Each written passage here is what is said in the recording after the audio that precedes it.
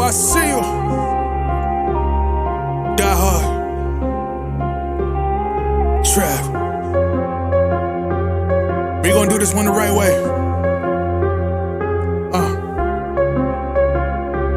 We in here forever. Yeah. Die hard. Homie, die hard. You can check the swag, he the realest by far. Swimming in that blue and orange, he the lifeguard. Yeah, he been through pain, at least he got some nice scars. He can smell a trophy, yeah, you need it back to back. Represent himself, his own name is on his back. 10 toes down, try to stop him, he come back. Bandwagon hoppers, he will knock you off your tracks. You ain't saying nothing, Nero been here from the start. He been working in the lab to take his team and make it art. See him going over film to help him build and make him smart. He will tell you how he feels because he's real and he got heart. He will never fade away, he will never change his face. Everybody picking faves and he's feeling out of place. Cause he is for the team and he always rep the squad. Like that Christmas movie, he gon' always die hard. City on my back. They ask me what's my name and it's on my back. I'm just speaking facts. We got big dreams, we ain't looking back. We be really die hard, yeah, that's a fact. We be really die hard, ain't no going back.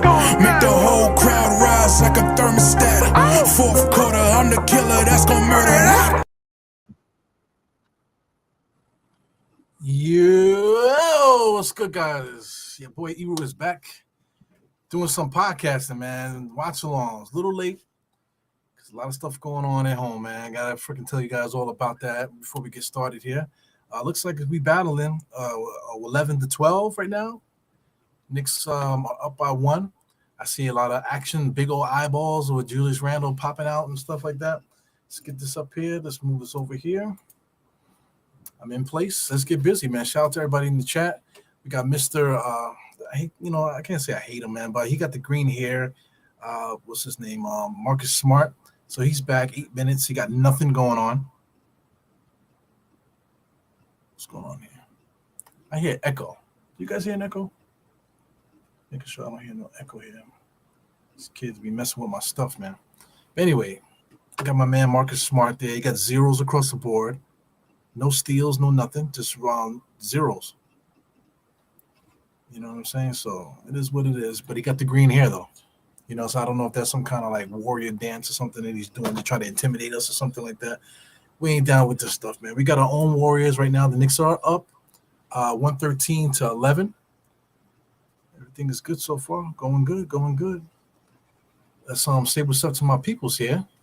We got Geraldine. I haven't seen you guys in a minute. We got Rob Bracey's here. Definitely, man. Good to see you guys. So there's something different here. I see it's 3 minutes now. So I missed a lot here, man. I got to get caught up here. I see Josh Hart and Quickly coming in here at the same time. So that must be the thing there.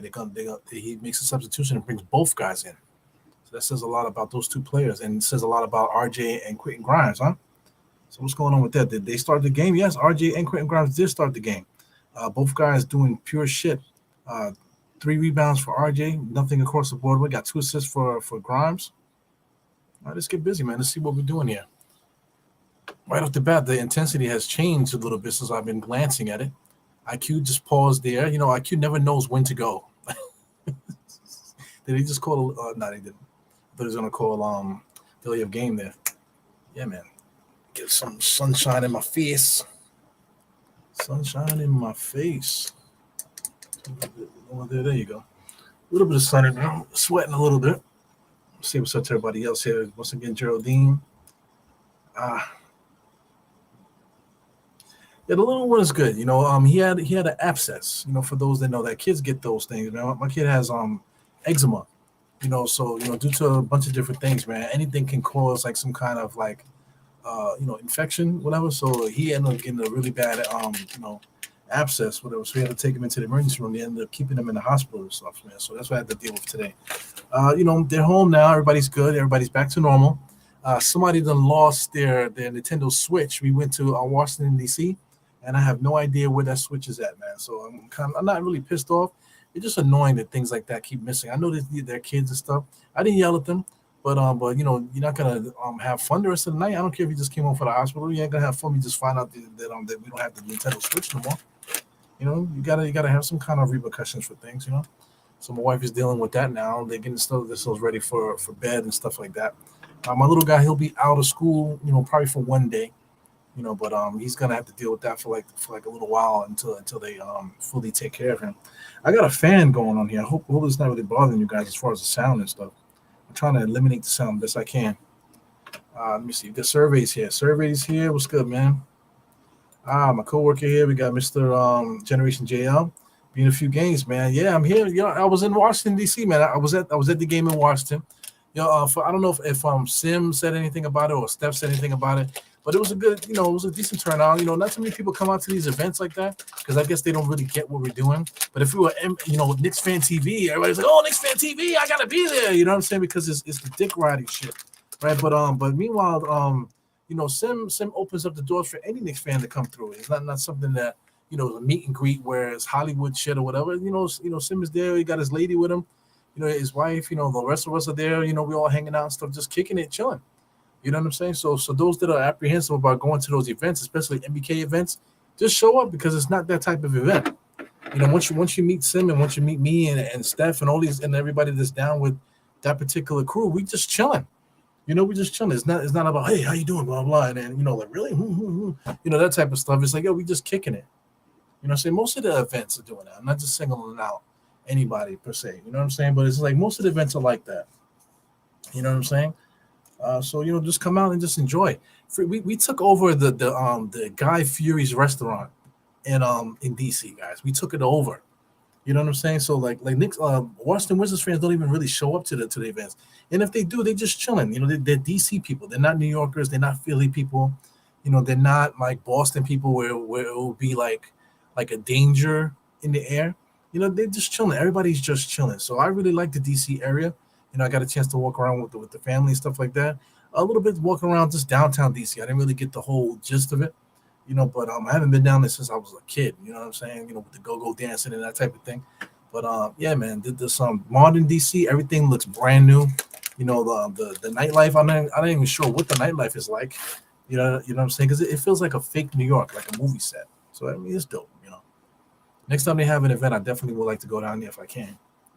Let me just continue saying what's up before we get back into this game. So there's a long commercial, man. So the Knicks are coming back. Harlem CEO. You got Holcomb was here. Yeah, man. Peace, everybody. Everybody showing some love out here. We got Sherrod. What's good, my man? Shout out to the panel in the chat. It's only me today. Who else we got here? So Geraldine said you've been under the weather. Yeah, the definite family too. Sorry to hear, man. Not for nothing, there's been a lot of bad news out there as far as that's concerned.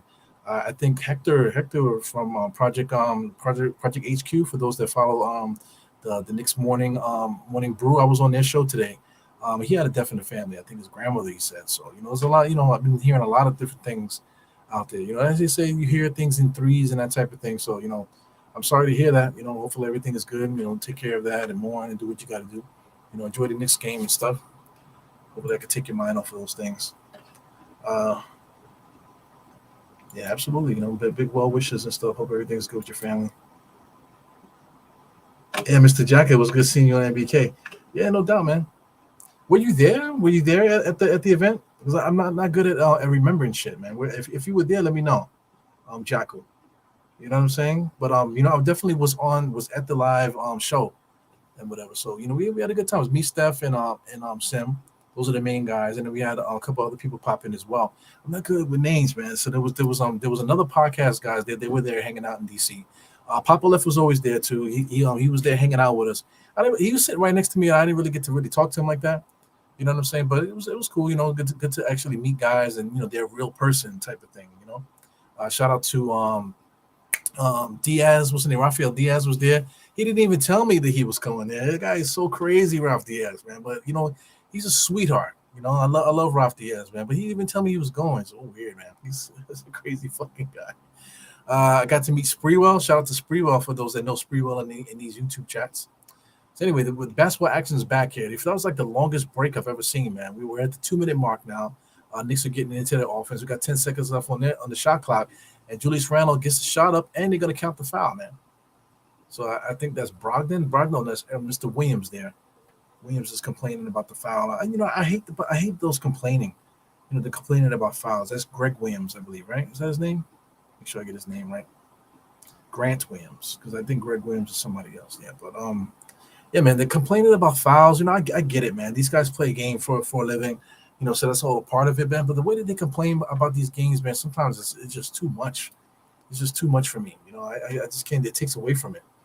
Julius Randle did a little bit of complaining in Washington, right? But then, we didn't really notice it. But the guy had, he ended up getting like 40 something, in that game. So he really was taking over.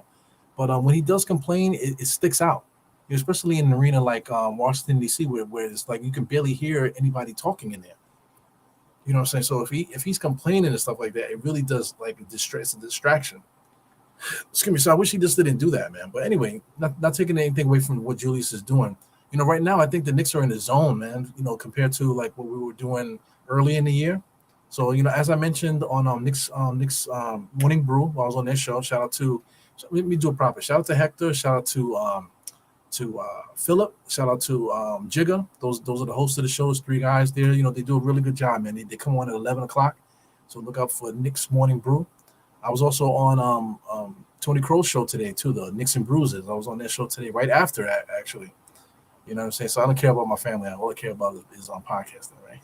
My kid is in the hospital, and I'm doing podcasts and stuff. But it's all good. So here goes Brogdon on coming down. He's looking. Being defended by Quickly. Got some lag going on, guys. Yeah, I got some lag going on. I don't know what's going on here. Maybe they missed me here. Maybe my computer misses me. I haven't been sitting here watching games in a while. So let me mess around with this. So that ended up being a turnover there. So it's Knicks ball. So the Celtics are complaining a lot. I'm looking at Tatum is complaining to the referees about getting hit and stuff like that. Brogdon got his hands up. These guys are like on squadron. The guy, Mr. Williams, was complaining there. He's guarding Julius. They're trying to trap him. They're doing their best that they can. So I guess they figured they don't want Julius to stop them today. But the Knicks have other guys. Guys like Josh Hart and Quickly. They're gonna have to step up because it looks like the game plan tonight is to basically double team Julius, kind of box him in the corner. They did it 3 or 4 times since I've been watching, and Brunson keep the ball out of Brunson's hands. So far, no good for them because it's 25-15. Here goes Brogdon. Brogdon is a point guard. He doesn't strike me as a guy as a point guard. He doesn't have any point guard moves. He doesn't look like a point guard. Physically, he doesn't look like one. He's not very quick. He goes Grant. He just throws it up. But they said no good because he pushed off on it. Yeah, I guess he pushed off. Maybe he went out of bounds or something. I don't know what happened there. But they call something. So it's going to be Knicks ball. Got 9 seconds left in this first quarter. Here goes Brunson. Got the ball, bringing it up across the timeline. Going on the right-hand side, picked by Ihart. He just pulls up for 3, Brunson. Shit, what a bad shot. But they call a foul. So it's a 3-shot foul there. So these guys are complaining a lot. You go Griffin. Griffin is out there complaining. Looking like a freaking leprechaun. Big ass leprechaun. But I mean, he steps into his shooting space, man. They could have given him a technical foul for that. I mean, these guys complain too fucking much, man. You mean to tell me that that you don't think that's a foul and you're gonna sit there complaining to the refs? Like, how can you call that a foul? It's legit a foul, fam. Like, what else are you gonna call that? You look at they don't call a fucking technical foul. Shit, it's so corny, man. Yeah, man. Jackal. And I may watch the stream. Yeah, man, I appreciate that. I appreciate you watching the stream. It is weird when you do live streams like that. I'm starting to get used to it. There's something that you just have to get used to doing shit like that. Having a real camera in your face and a set and people sitting out watching, people coming in trying to see what the hell you're talking about. You see people's reactions, live reactions to what you're saying. You feed off of your guest, of course, the people on the panel.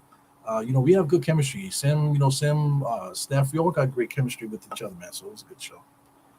He goes, Tom Thibodeau making random subs with 3 seconds left in the first quarter. I don't get Tom Thibodeau.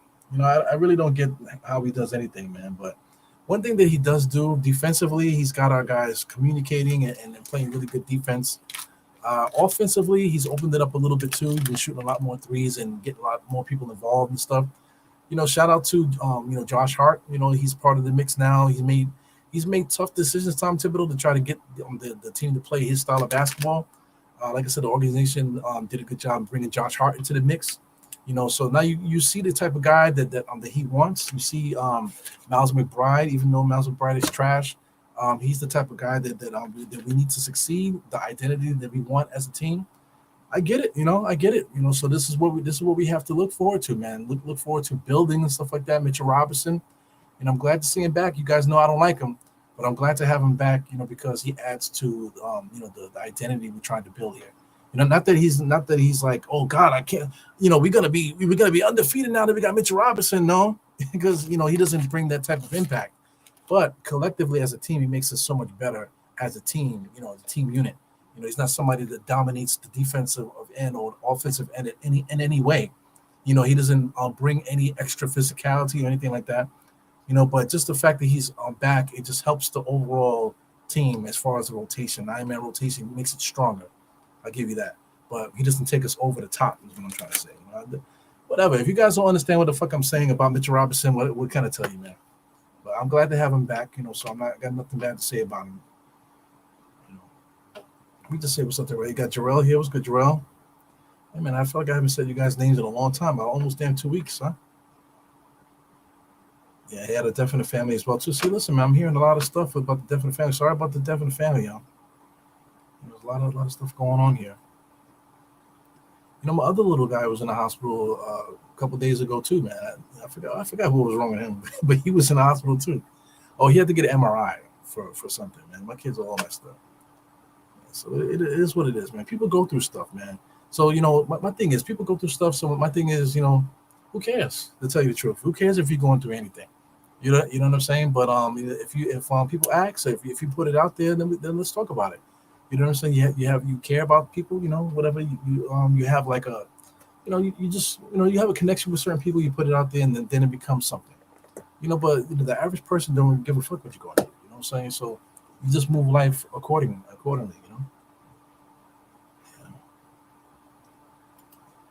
What's good? I'm Harlem CEO. Thanks for saying that, your room. I can't stand Mitch, man.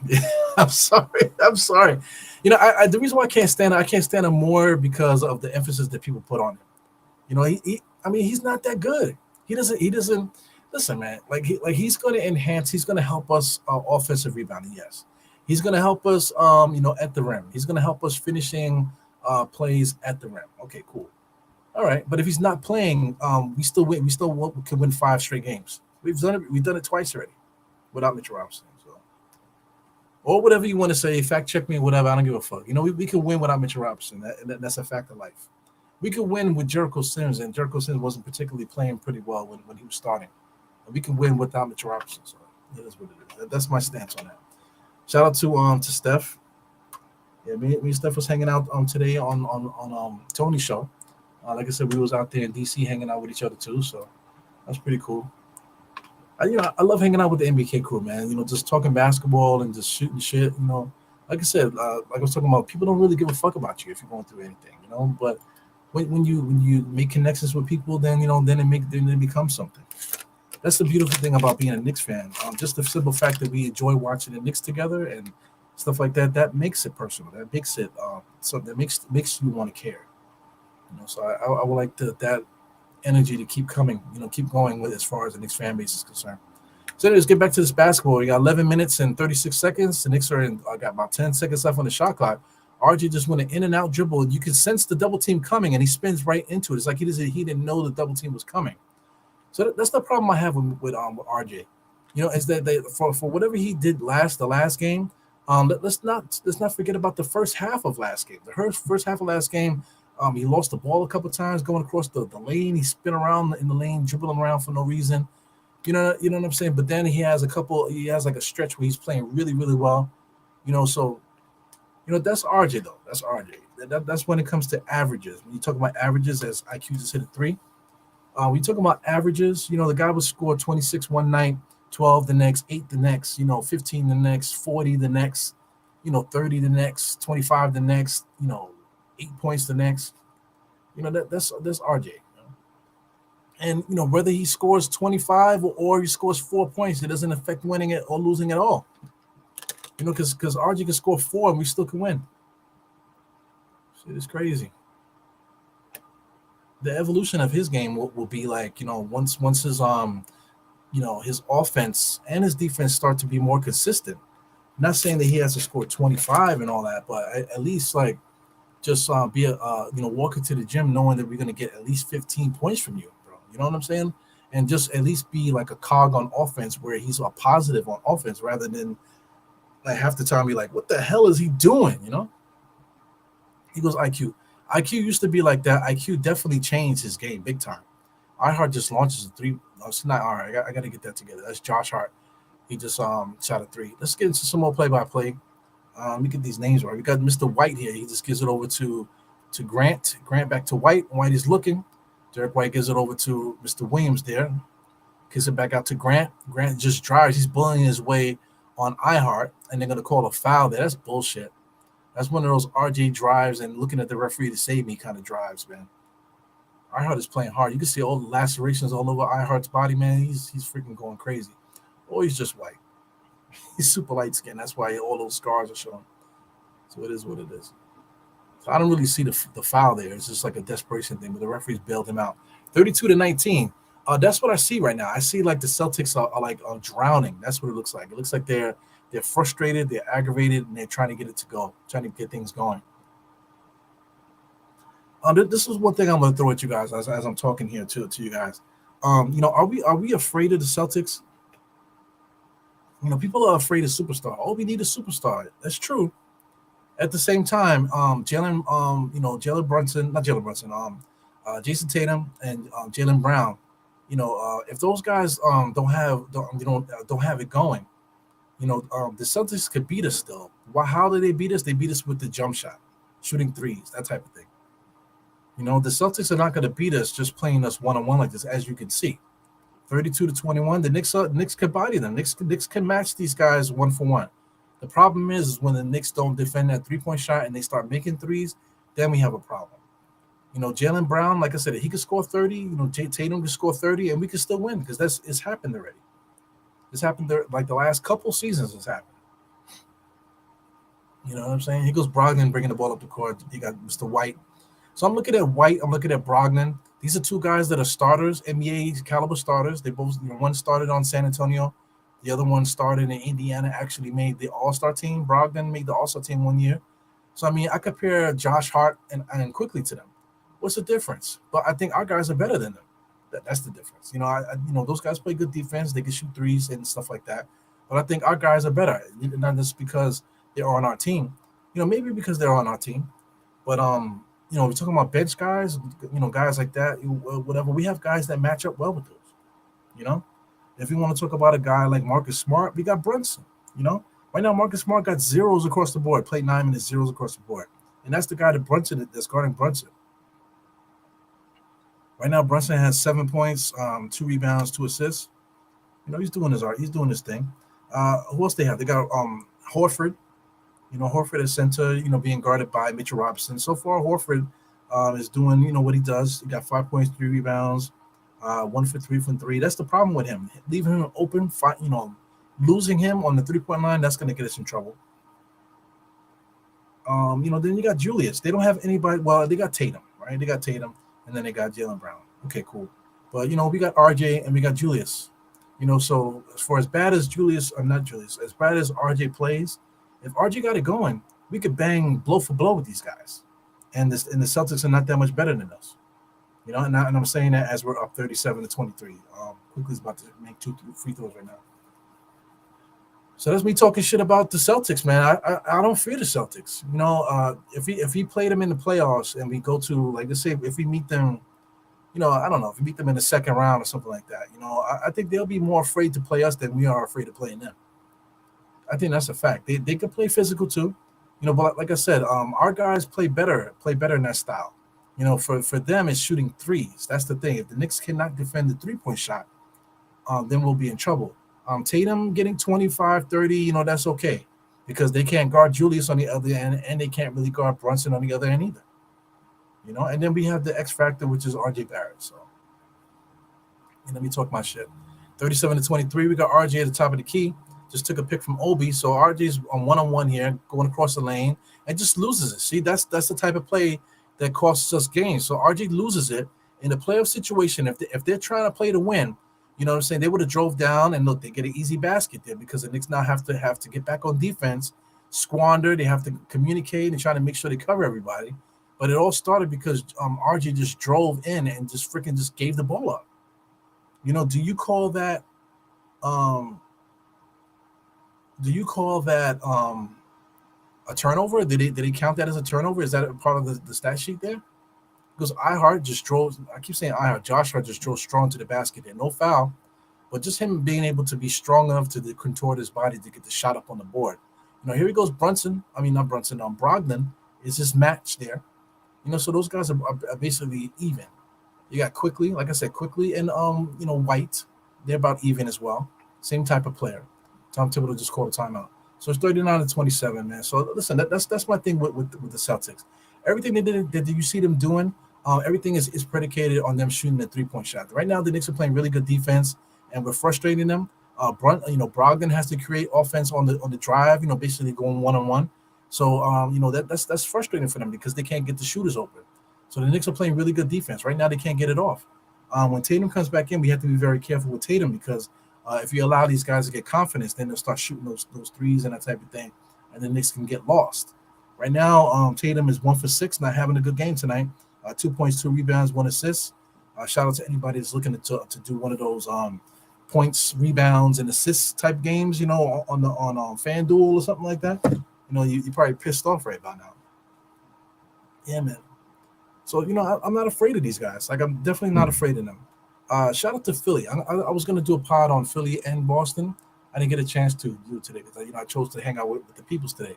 But shout out to Philly. Philly, the thing about Philly, it's the same thing. It's a 3-point shot. But what sets it up is Embiid at the foul line going 1-on-1. And then if that doesn't work, they give it to Harden, and Harden just kind of forces his way inside to get the foul or the layup. He hasn't really been shooting a 3 like that.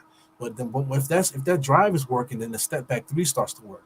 So if they got that going, and then you add Maxey to the mix, as the X factor on their team, and then also too, if you're not defending, the other guy from Long Island, I keep forgetting his name. If you're not defending him, then you're going to be in trouble. But the Knicks done played Philly a couple times already. We locked up Embiid. Embiid has never really taken over on us. He might have got his numbers, but we've for the most part sealed him off a lot. With Embiid, even without Mitchell Robinson out there. You know what I'm saying? As far as Harden is concerned too, Harden hasn't really killed us either. They did beat us that one time. I think we were either in New York. I think we were in New York, and they beat us, and they were all cheering and stuff like that, showboating and that type of thing. But then we beat them in Philly. So what the fuck? You know what I'm saying? So I mean, I'm not afraid of those guys. And now that I'm just saying, I'm saying all this stuff here to say that these are the guys that are at the top of the league. You know what I'm saying? They're at the top of the league. So top of the East, I should say. They're on the top of the Eastern Conference. So these are the top guys in the Eastern Conference, and I'm not worried about them. You guys shouldn't be worried about them either. You know what I'm saying? Nobody should be worried about them. So I'm saying all this to say that we really need to start believing in this team and how good this team can be going forward. Shout out to Steph. Steph basically reiterated those thoughts. Tony did also. Shout out to Project HQ. That's Mr. Hector over there with the Knicks morning coffee. Not morning coffee. That's another show. Morning Brew. Yeah, man. Shout out to those guys. They all basically said the same thing. We need to start celebrating this team. We really need to start wearing our Knicks gear and really get up for it. Here goes Brunson. Step back shot. Foul line jump shot. Basically 18 feet out. He knocked that down. So our guys in the office right now. Tatum got the ball. He has to go 1-on-1. He gives it over to Derek White. They're looking to give it back to Tatum. As Smart tries to give it over. He was waiting for White to come over, or he was waiting for Tatum to get open, to get that 3-point shot. Either guy responded, and Mr. Marcus Smart, wasn't so smart. Just throws it out of bounds. Now here goes Brunson. Smart's supposed to be the big time defender. Now Brunson just walks him down, takes a simple pick from iHeart. Ball swings over, gives it to IQ. IQ gets it back. Gets it back from iHeart, from Josh Hart. Excuse me. Gets a 3-point shot. Mr. IQ is dancing on him right now. Get back on defense. Knicks are meeting guys above the 3-point line, which is a big thing. So here goes Tatum. Tatum being guarded by Josh, and then Obi gets lost there. He's supposed to be guarding Horford. So if Horford could get loose, man, on that 3-point shot, that's what's going to kill us. Obi Toppin missed his assignment. Shout out to IQ with the stutter step there, crossover. Give back to Brunson. Brunson top of the key, crossover on was it Dirk White. Big time move there, man. Big time move, man. Big time move. I mean, kids that are watching, or you guys, this I have a older demographic, man. You guys got kids or grandkids, man. You need to make this guy, make your kids watch Brunson if they into basketball, man. He just changed the angle just now and then shifted his body weight and then went one way and then drove into the basket. He's like playing video games out there. Yeah, so spoiler alert if anybody didn't believe, 49-29, we are whipping their ass. I don't care if Jalen Brunson is not playing. It's going to be Jaylen Brown. I don't care if Jaylen Brown's not playing. You know what I'm saying? Because they think they're so good that they could beat us without Jaylen Brown.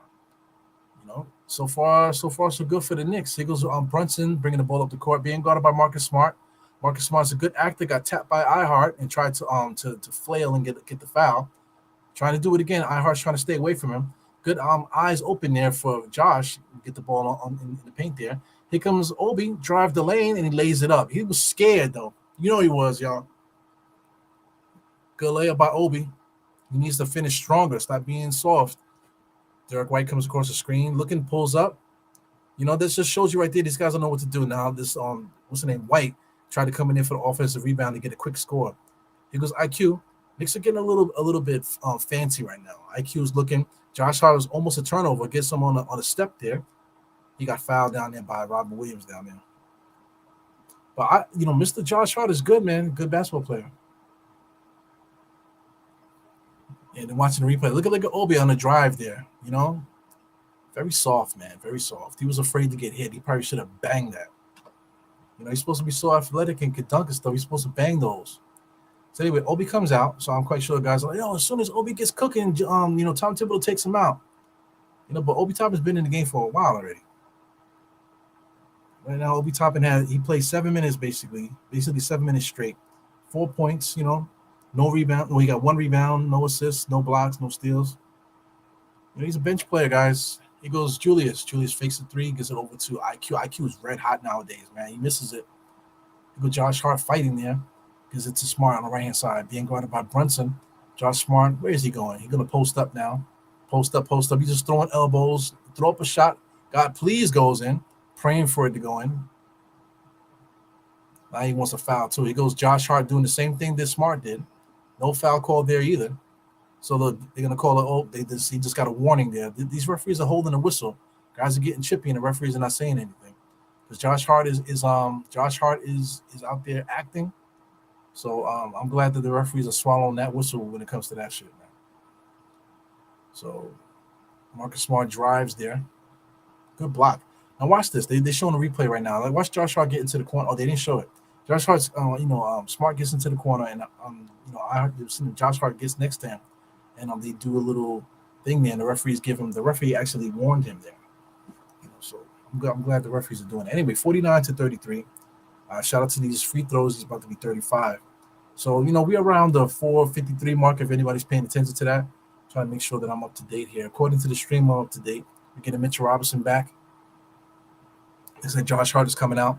And Josh Hart is smart. Is definitely spent. You see him talking to himself as he goes out of bounds. So he's a sick motherfucker. I love sick motherfuckers, bro. Let me shout out to everybody here. I see a lot of new names here. Let me see.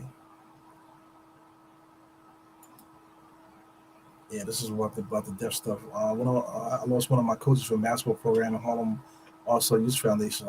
Yeah. Definitely hard to hear about that stuff, man. Make sure. I know I saw Matrix there. What's good, Il Matrix? Surveyed 100 people. I know I saw him too. There he goes. We got Sanga. Sanga's here. I think we beat Philly, but I doubt we beat Cleveland come playoff time. See, that's the thing too, because a lot of people automatically think that we could beat Cleveland. From just based off what I heard today, people really think that we could beat Cleveland. They're not really worried about Cleveland. You got to be careful what you wish for, because Donovan Mitchell becomes a different person in the playoffs. So you have to defend that. So, but my thing is, like, who else is going to beat us besides, Donovan Mitchell? I think the Knicks could bang with. I think the Knicks could bang with anybody, to tell you the truth. And if we can handle business, beat Boston, we got the Nets. I mean, we can't go undefeated for the next 22 games. It's happened though. It's happened in the history. I think the Knicks have like one of the longest winning streaks in league history. You know what I'm saying. So it's possible for us to pull off quite a few games back to back. I would hate to peak so soon. You know what I'm saying. But it is a good thing to play your best basketball entering the playoffs though, because Julius with a nice little song and dance there for Horford, and he pulls up for three. So this is how Boston is going to come back here. The Knicks are getting too cute. I think I said that a little earlier. Here goes Marcus Smart, gives it over to Tatum. Tatum is in his office there, being guarded by Grimes. Grimes is touching him all over, he falls for the shot fake, and then Tatum comes in and just shoots a floater right with Mitchell Robinson's face right there. Mitchell Robinson, they didn't even attempt to jump at that just now. But here goes Brunson looking for instruction from Tom Thibodeau. He's standing there looking. Knicks is setting up. He got IQ, sets a screen for Julius, and Julius sets a screen for Brunson. All of that was stupid. We got 7 seconds on the shot clock. Man, Brunson loses it. He should have gave it to Julius a little earlier. So now they got to get the shot up. We got 1 second left there. He gets stripped. So just a bad possession by the Knicks there. Good defense by the Celtics, but more bad offense by the Knicks there. So Brunson was looking at Tom Thibodeau. Tom Thibodeau was calling something, and then they didn't execute it properly. So that's the issue. Good defense there by Tatum to strip the ball from Brunson. So we got Marcus Smart bringing the ball up the court. So I'm getting caught with a little bit of a lag. So it looks like they scored there. So listen, the Celtics came back because the Knicks are getting too cute. 41-49 right now. The Knicks are up by 8. So I got RJ now. RJ's back in the game. RJ is backpedaling. It looks like he has a broken wheel. He drives there, throws alley-oop to Mitch Robinson and knocks it down. So that's a good play there. RJ when he drives like that and with the pick and roll, the alley-oop is automatically coming. He's going to force the alley-oop, but it usually works. Anyway, we got Tatum at the top of the key, dribbling like a point guard, but he's their power forward. He pulls up for 3, being guarded by Grimes of all people. Here comes Julius, bringing the ball up the court. Now he's being guarded by Horford. Now he's just going to blow past Horford like he's not there. Kicks it out to RJ in the corner. RJ's become a really good corner three-point shooter, man. So he hits that three-point shot. So we're up 54-41 right now. 2 minutes and 14 seconds in the clock. We got Tatum acting as the point guard, bringing the ball up the court. Doesn't take the screen, kicks it out one-hand pass to number 9 on the drive, kicks it out to Horford in the corner, and Horford misses the 3. See, that's the killer. I keep telling you, Horford hitting those threes is a killer. He missed it, though. So here goes RJ. Too much dribbling for RJ. He needs to give the ball up. Here comes Julius coming around. Julius getting pissed off. RJ's taking too long. He gets the shot up and knocks it down. And they give him a foul. So that's bullshit. But it is frustrating that RJ's taking too long to get these shots off, man. So it frustrated Julius just now. But he did stick with it, and he did make that shot. So, good shot by RJ. It looks like the Knicks are calling a timeout, or the Celtics are calling a timeout. Somebody's calling a timeout right now. So we're going to get into that right now. I'm lagging like crazy. It's the MSG Go, man. The MSG Go on the internet just not work, man. It's more like I said, an app-based thing. So I'm basically going to have to do that. I'm going to have to hit my app and start using the app if it keeps messing up on me. Yeah, man. So Sanga's talking about, yeah. I mean, nobody's wrong. We just all talking, We just all talking. But listen, I'm just not afraid of any of these teams. If we could do that, if I could tell you a team that I'm afraid of, I wish I would have kept the screen up on because I'm having issues with this computer here. Not the computer, but with this particular MSG Go website. Let me just check out the standings for the East. The Bucks. If there's a team that I'm afraid of, is the Bucks because we just simply cannot guard the three-point shooters. I'm not afraid of Giannis because we usually lock Giannis up. Giannis still going to get his base numbers, but he doesn't typically get huge numbers as long as we're defending those three-point guys. But we never do. And shout out to Drew Holiday. He always kicks our ass. They play really good defense and they're physical over there. So the Bucks is the one team that I'm not really afraid of, but I'm just more concerned about them, about beating them. Because they just have our number, But like I said, same thing like with Philly, same thing like with Boston. If we could defend the 3 and then just close the door on Giannis from getting these breakaway drives and dunks that he always does, if we can limit those and stop the 3-point shooters, we can beat them too. So that's basically the formula to beat all those teams. Cleveland, on the other hand, they don't really rely on that too much. It's really just Donovan Mitchell scoring You got Garland with the pass, passing into they have a lot of finishers with their tall guys. They have good finishers. So the problem with that is, their length, getting our offense going against their length. That's difficult with Cleveland. But and Donovan Mitchell, basically Donovan Mitchell, and then hopefully that Garland doesn't get loose too in the playoffs. And then also too, like they have what's his name? I keep forgetting money's name, but he just came off for ACL over there. Rubio. They got Rubio over there too. So you got to be careful with the playmakers and stuff that they have. Outside of that, I'm not really afraid of them either. We should be able to beat them just playing our normal game. So it's not really many teams that I'm really afraid of in the Eastern Conference, man. So not to say that any of these teams are trash, because I mean their record means what it is. Everything okay? Yeah. Okay. Yeah. So I mean the record is what it is. But fuck that record, man. I think the Knicks can beat all these guys. That's what it's about, being a fan of basketball, being a fan of your team. That's what it's all about. Believing in your team and stuff like that.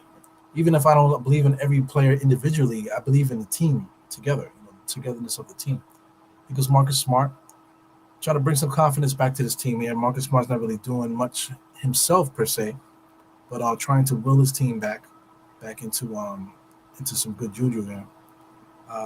Marcus Smart just hits a three right in my face, 44-57.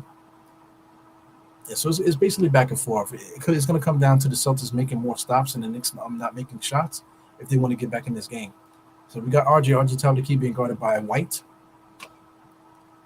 White is just allowing RJ to get into the paint, and RJ is hitting that shot that he's been missing all year. Sometimes he makes it, sometimes he doesn't. Right now, he's making that shot. That's going to be a nice shot to set us up, when we need buckets, man. He goes White, pump fakes, gets it back to Brogdon. So this is it, the three-point shooting, just simple drives and kicks. Simple drives and kicks are going to kill us every single time. Like I said, a guy like Brogdon can get to the basket. He's been doing that a couple times already. Just get that little scoop shot. He goes Brunson, top of the key. Looking at Tom Thibodeau again, I don't know what they're calling. Give the ball to RJ. So they want RJ to go one-on-one. It's not a good idea. He goes Horford guarding RJ. RJ just drives past him all the way to the basket, gives it up to Grimes. He got it swiped a little bit. Back to RJ. RJ throws. He's throwing that alley-oop. He's throwing it. My thing with Mitchell Robinson, if Mitchell Robinson is out there, you got to get the shot on the rim. Stop throwing alley-oops to Mitchell Robinson and just shoot it and then let Mitchell Robinson get the rebound. That should be the philosophy. Tatum just launches a three, falls on the floor looking for a foul. Julius gets the rebound. Here he comes. 20 seconds, gives it to Brunson. Get that ball across the timeline, fellas. Damn, 16. He crossed it right at the 16 mark. About 3-second shot clock differential for the halftime, guys.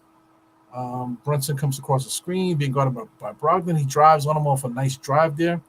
Brogdon slapped the ball off, but it was a little bit of contact, so he's going to get some foul. He's going to get some foul shots here. 7.9 seconds. Is he going to get free throws? I don't know. I don't know if they're in the penalty or not. But, this guy Brunson knows exactly how to draw fouls, man. He's just excellent at it. He's getting some foul shots, man. So, the Knicks have a chance to be up 61-46 here. So, I'm not quite there yet. Brunson gets the first shot up. He knocks it down. He misses the second one. So, he made the first one and missed the second one. So, does he miss the third one too? Sheesh.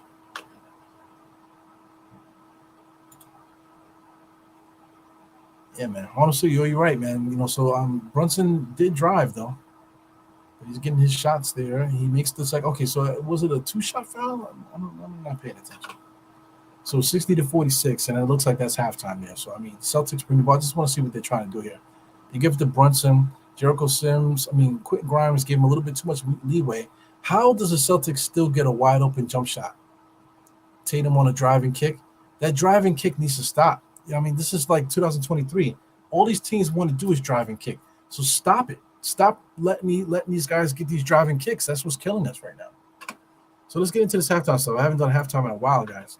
So let's check out halftime. I got the screen here. Let's get down to the summary. So the summary brings out the quarters. So we got we got 15-27 in the first quarter. Knicks smoked them in that first quarter. Second quarter, 33-31. So 33-31 is more, on point for what they would normally do, aside from that first quarter. So the Celtics, like I said, they underestimated us in that first quarter. They don't have Jalen Brown. So they were trying to find offense. They couldn't find it. They did find it. They shot in the second quarter, man. So, just this is where it's going to be for the rest of the game. So what the Knicks have to do, we have to make sure that we don't have one of these lopsided quarters where we get 27-15 in any of these quarters, man. We definitely gonna have to start, playing, stop playing so cute. Make sure you run our offense, move the ball, and take good shots, man. We should be fine. So let's maximize this or minimize it. Minimize it down to there. Let's go to the game. The game charts. Get into the game charts. Here goes both shot charts for each team. We got the Celtics on the left. So the Celtics, as you can see, most of the shots are either in the paint or at the 3-point line. So it's just drive and kick. Drive. If they can't get the drive, if they can't get the kick, they're gonna try to drive it all the way. Especially if the Knicks are messing up defensively, they're gonna try to get the layup all the way to the basket. Brogdon has been a big contributor in that. And as I said, the 3-point line, there's a lot of X's there. So could you imagine if these guys made these 3-point shots that you see here, we'd be in trouble. And there's not really many misses in the inside of the 3-point line. Not many misses, but there's plenty of misses on the outside. So this is what it is. The Knicks shot chart on the right hand side is basically typical Knicks, man. We're getting shots in the paint, shots around the free throw line, dotted line, extended, corner threes, that type of thing. Basically, mid-tier threes on the left and right hand side. We're both getting those. So we're getting basically any shot that we want for the most part. As far as field goal percentage, we're shooting 54, they're shooting 44. I don't anticipate us shooting 54% for the rest of the game. You know what I'm saying? So that's going to change. I don't anticipate the Celtics being this cold on the 3-point line. So that's going to be the tail of the game there. The biggest lead for the Knicks was 20. So right now, what's the score right now? 46-60. So we're talking 14 points. So 20-14. So we're down 6 right now as far as the major score right there. Let's look at the tail of the tape here. We're leading them rebounding wise, 29-21. Assists, surprisingly, we're up at 11-8. Steals 1-3. They're beating us. Blocks 5-1. 5-6 as far as turnovers. We're up with that. We already mentioned the field goal percentage, 53-43. We're shooting 42% from 3, and they're shooting 10%. They're not going to shoot 10% for the rest of the game. So I anticipate them getting a hot streak at some point in this game, and they're going to get this 3-point shot definitely up there, man. So listen, I could see them getting 42%. I could see the Knicks maybe tapering this back down to like a 34% or so.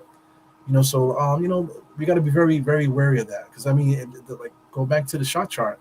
Look at all these X's that they have. They're getting the shots that they're looking for, but they're just missing them. What else we got going on here? Oh, the 3 points here. Points in the paint is dead even. We got second chance points about dead even too, 7-6. And fast break points, surprisingly, the Knicks are up 6-2 in fast break points. Let's get into the box score really quick. Box score. I just want to see the 3-point shots. Who's taking the threes? Derek White is 0 for 2. Tatum's 0 for 5.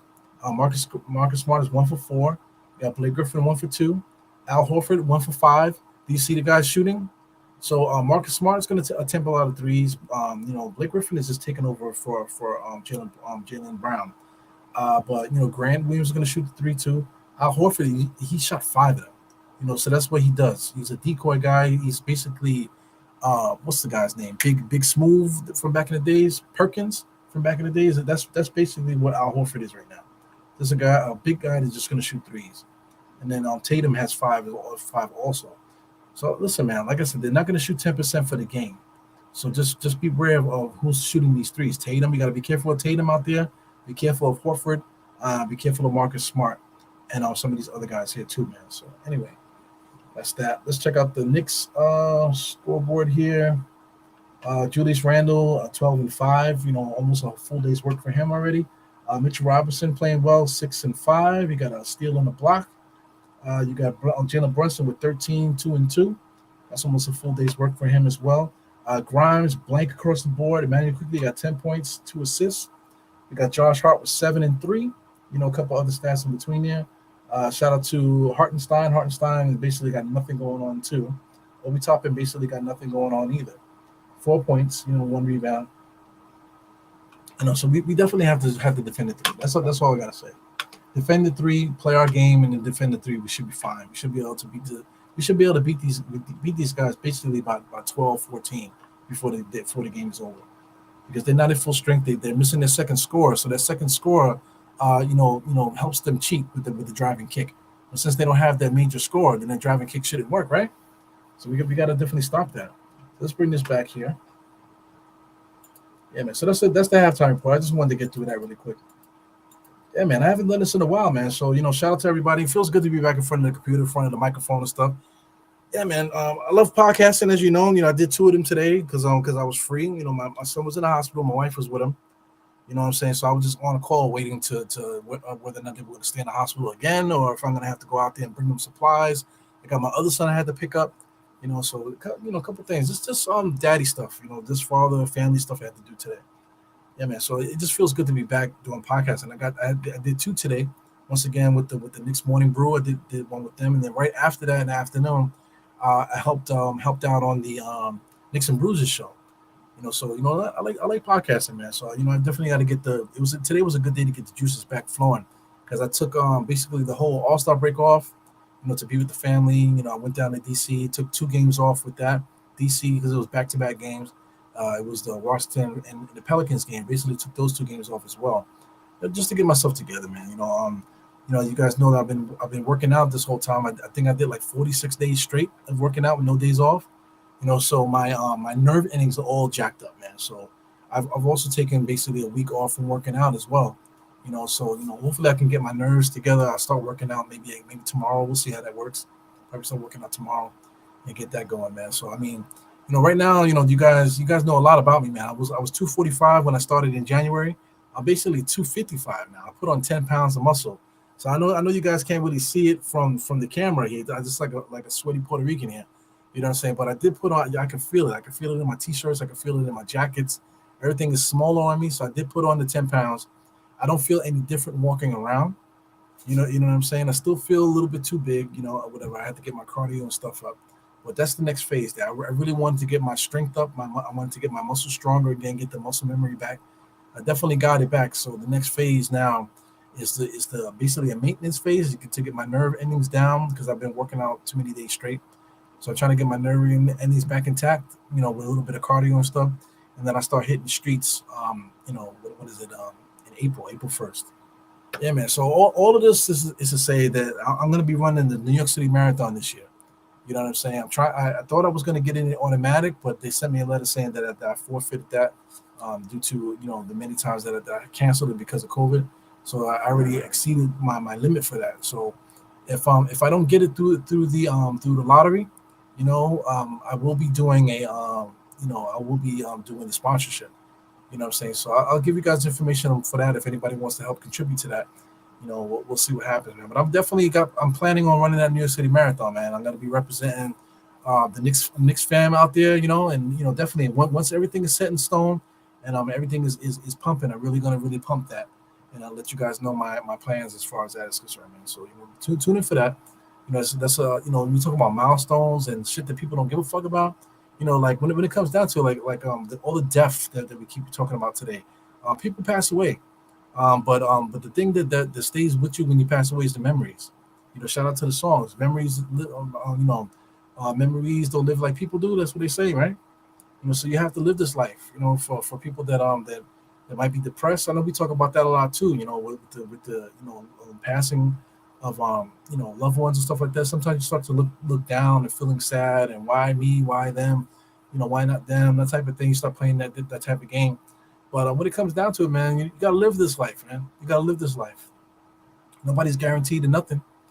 Nobody's guaranteed to live long. Nobody's guaranteed to make it down to a certain age.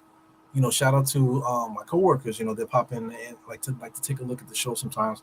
Everyone's looking at retirement. I want to get my numbers up so my pension will be higher. You know what I'm saying? You play that game, but then you pass away before you retire, or you pass away right after you retire.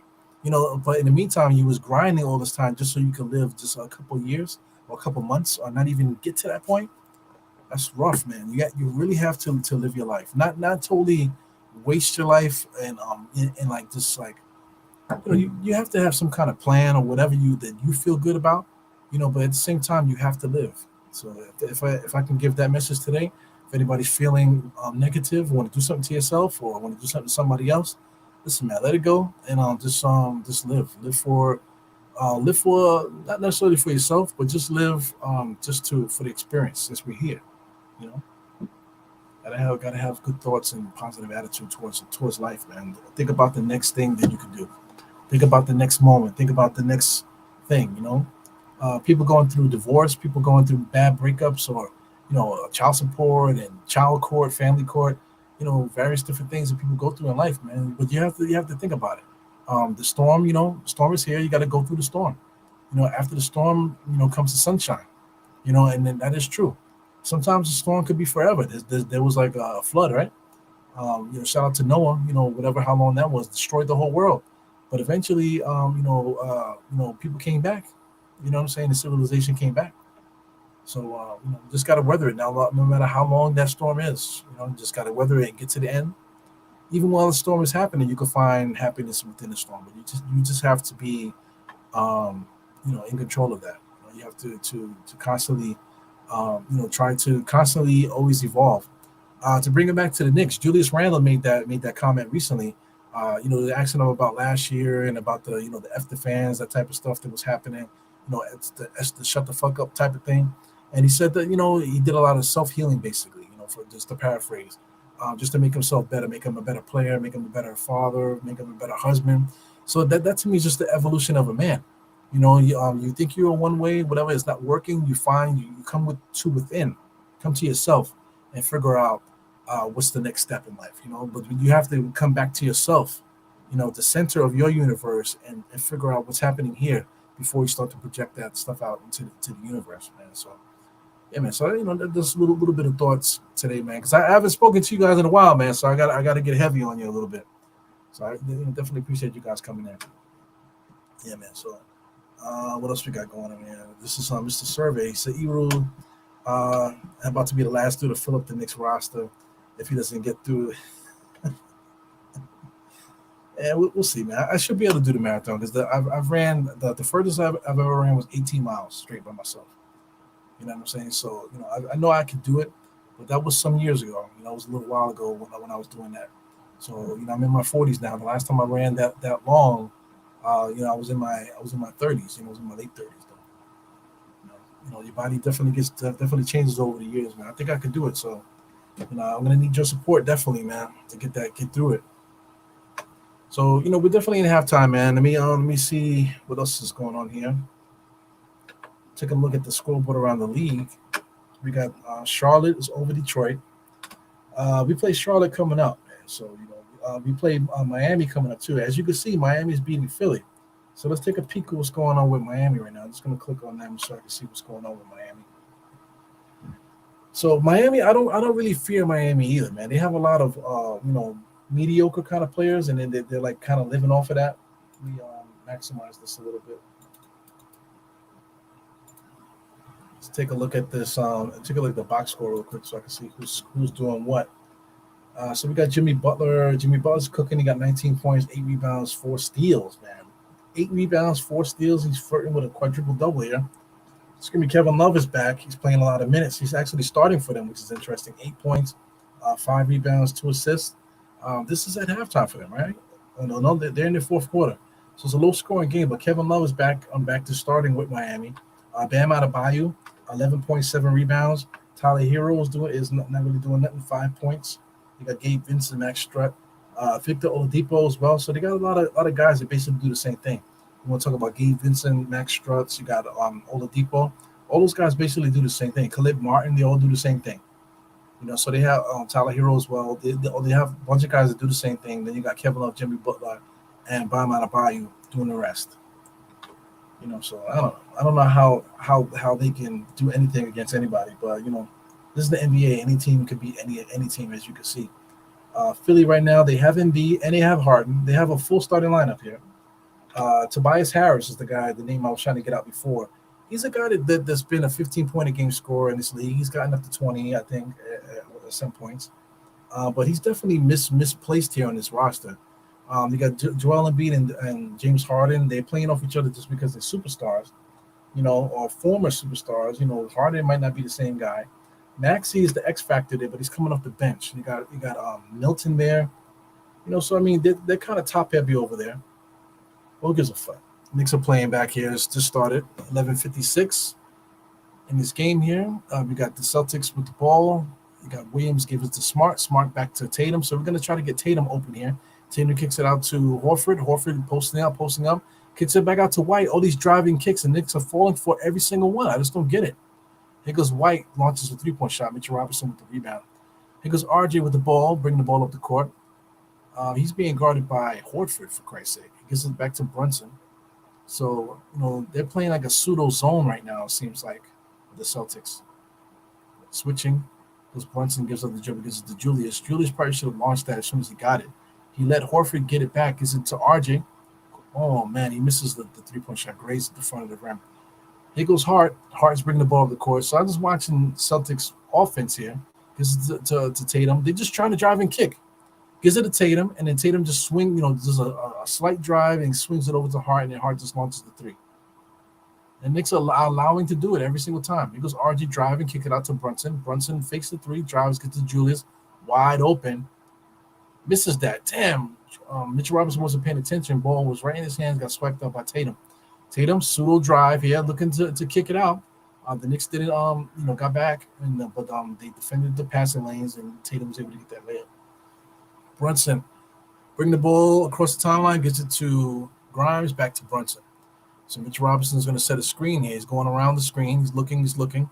Screen to nowhere. Give it back to RJ. RJ set it up here, trying to give it to Julius. So now we got 5 seconds now. Julius has to create something. RJ brings the defender right to Julius and makes him shoots an air ball. So Julius is arguing with RJ a little bit because RJ gave the ball to Julius and then walked his man right into to Julius. Freaking moron, yo. So when people talk badly about RJ, please put it in the proper context. It's not because he's missing a shot or anything like that. It's because he just he just does stupid shit like that. You're not aware that there's 5 seconds left on the shot clock, and then you're walking your defender into Julius when he got to get the shot up. It's crazy. He goes Horford, wide open three-point shot. He makes it. So here we go. That's one thing that we don't need. We don't need Horford getting hot from the three-point line. But they're going to do something because they were shooting 10% in the first half. So anyway, somebody calls a timeout. I believe that's the Knicks. The Knicks call a timeout. They got to figure it out. They're allowing the Celtics to get every single driving kick, and it's driving me crazy. So the Knicks are up by 9. Like I said, should we win this game? Yes. And this driving kick, that driving kick is the only thing that's going to kill us. Allow these guys to get to the basket. I'd rather them get into the basket than keep getting these damn driving kicks on us every 5 seconds.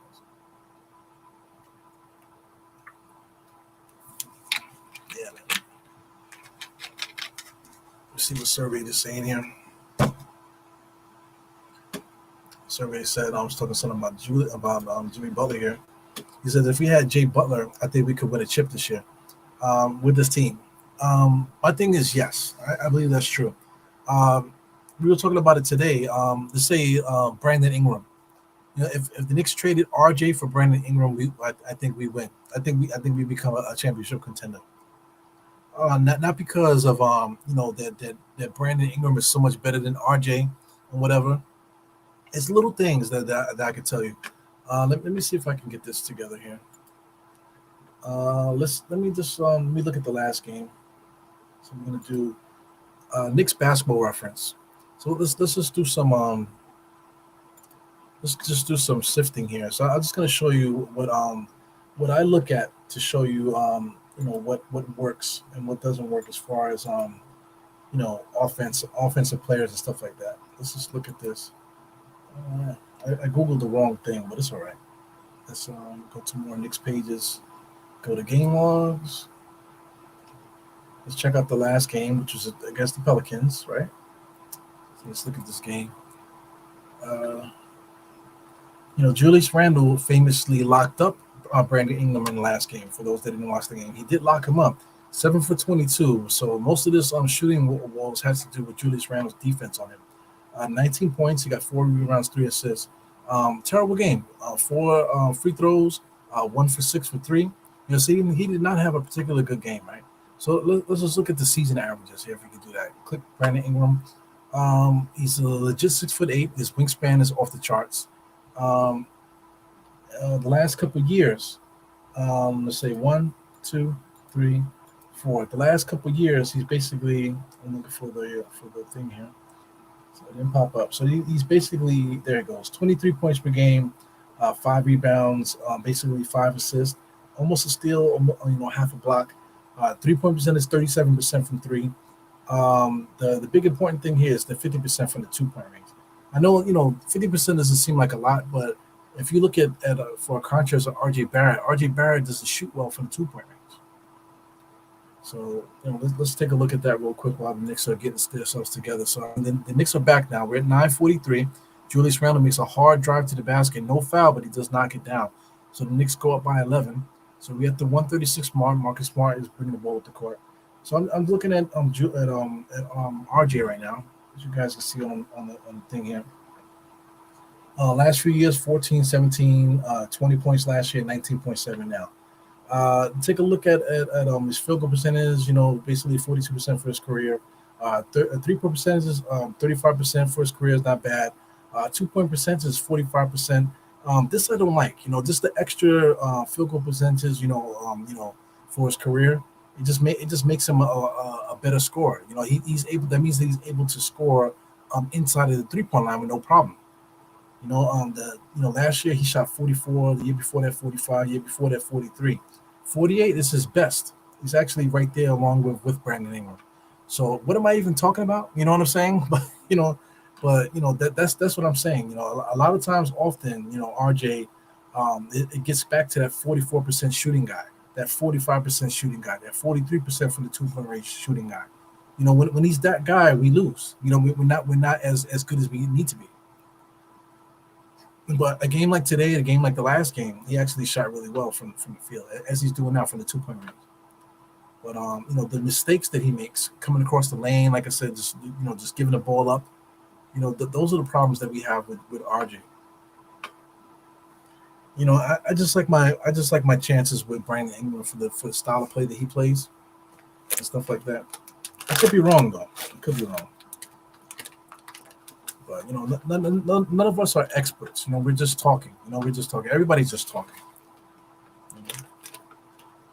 I saw a video today on Twitter where the guys were talking about that Julius is better than Melo. I'm saying Nick career, as far as Nick career. And they do have a point, but they were just basically saying that he's better than him right now. That's a little bit too much. But when it comes to the body of work, when everything is said and done, then we can have that conversation. But right now, saying that Melo is better than Julius, you're looking for a fight. You're looking for a fight if you're saying shit like that. But like I said, if Julius can finish off his contract with the Knicks, and the Knicks can make the playoffs a couple more times, God forbid we win a championship, and then you can start talking about if Julius is better than Melo or stuff like that. But you got to cross that bridge when we get there. And we definitely didn't get there yet. I think Melo played like 7 seasons with the Knicks, if I'm not mistaken. So Julius has some time to kill before he gets to that level. Yeah, man. So let's get into some play-by-play. We got Tatum spin move, and cross-court pass to White. White drives. They're looking for a driving kick. Gives it to Smart. Smart gets it over to Horford. Horford is dribbling. He's not looking for nothing. He's looking to give it to the kick there. There it goes to White. White wide open 3-point shot. He misses it. So, I don't understand why the Knicks allow driving kick every single time. They allow the play to unfold. I just don't get it. Here goes Julius being guarded by Smart. Tried to bullet pass it across there. Tatum was ready for it. Here goes Julius again, setting it up. Grimes tried to pass it there. Gets the RJ back over to Grimes in the corner. Grimes knocks it down. That's a big problem with that. Shout out to Steph. Steph said that if Grimes can hit that key jump shot every single time, then that'll be great. But he's more of a rhythm shooter there. Him getting the ball there and rhythm is how he's going to make it. Wide open 3-point shot, he's not good at. He goes Horford back to Smart. Little drive there, pulls up for 3. And there you go. The Knicks are allowing this to happen. They're allowing all these shots to happen. Take 2 steps, lost the 3-point shot. Man, Marcus Smart is an ugly motherfucker, man. Golly. I don't understand. A dude's so with so much money, man. You can't take care of your hair a little bit better than that. Wow, Brunson just takes a nice foul by Tatum in the back there. Pause. He's gonna milk it a little bit, trying to get his little breath. Oh, sorry for the crunching. Well, we got some cinnamon toast crunch here, guys. I've been holding on this for a while. I need to eat this shit. Yeah, man. Nothing like cinnamon toast crunch. So for those that wonder, I'm working out and stuff, but I'm eating cinnamon toast crunch and stuff like that. And what I got to tell you about that? None of the business.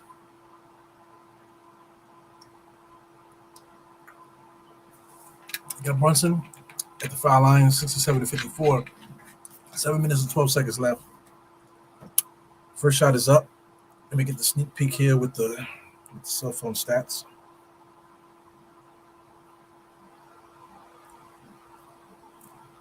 There you go. Cell phone finally woke up.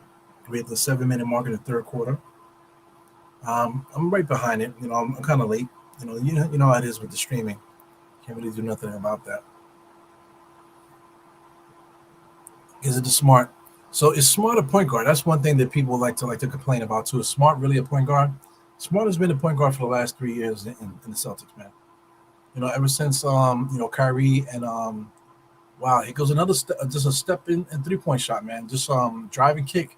They keep making these driving kick threes. It's annoying. Excuse me. RJ top of the key being guarded by Smart. Smart drives right on Smart, forces a shot. Good defense by Marcus Smart, out of bounds by the Celtics. And then look, RJ's arguing with the refs. How come you didn't give me the foul? How come you didn't give me the foul? Because you're not driving strong enough. That's why. Stay arguing with the fucking refs. Now he's still staring him down, still staring down the ref. He goes, RJ. I'm looking at RJ at the bottom of the screen. Mitch Robinson gets the outlet pass there, gives it over to Julius. Julius is dribbling. He's going to pull up. 3-point shot. He knocks that down. All net, baby. So the score is now 71. Nope, 72-57. Because Marcus Smart dribbling up here. So I'm just looking at it. He comes around the screen, gets about to the top of the key, pulls up for 3, in and out. So that's what they're doing. They're just looking to shoot a 3 every single time. And if they can get the Knicks on their heels, they'll get a wide open layup if it's there.